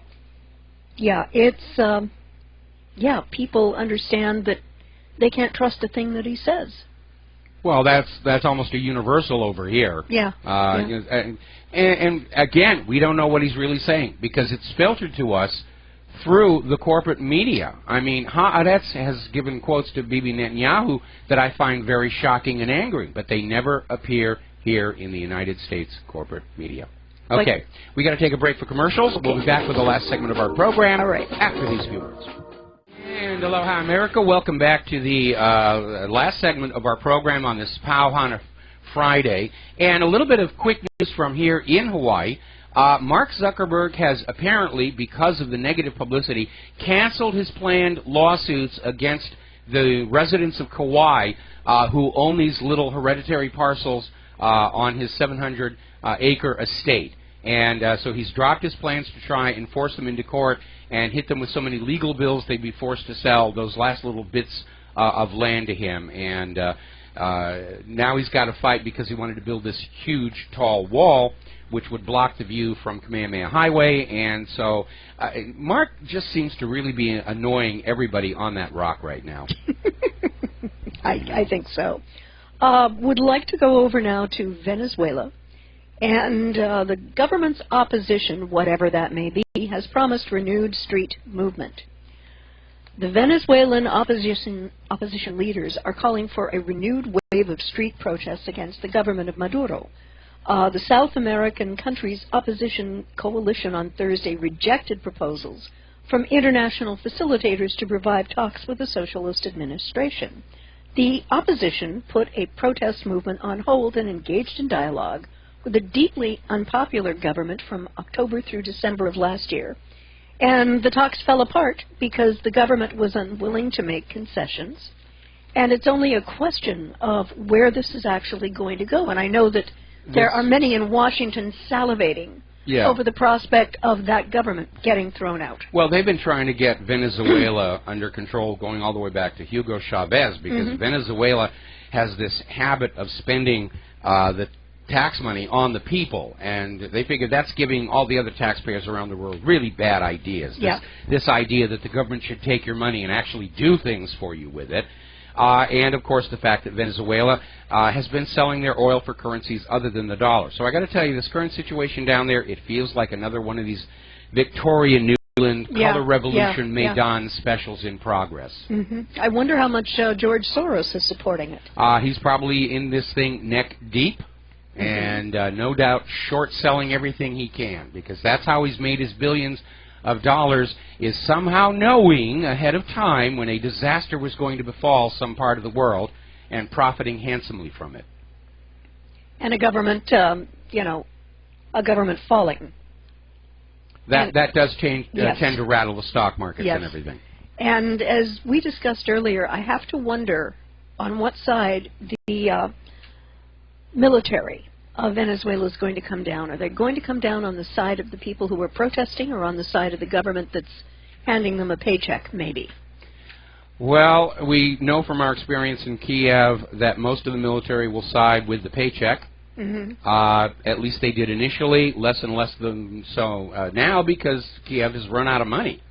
And everybody's unhappy with Poroshenko right now. Real quick story for the science before we end the show. Curiosity has found an iron meteorite on Mars, which is only the third time a meteorite has been detected on Mars. All right, there's the music. Time for Claire and I to get on out of here and get into weekend mode. It's Kaahumanu Friday, so we'll be back Monday on the Republic Broadcasting Network. Until then, stay informed, stay skeptical, make good choices, take what you learn here, share it with everybody that you know, tell all your friends about Republic Broadcasting and WhatReallyHappened.com. Aloha, America.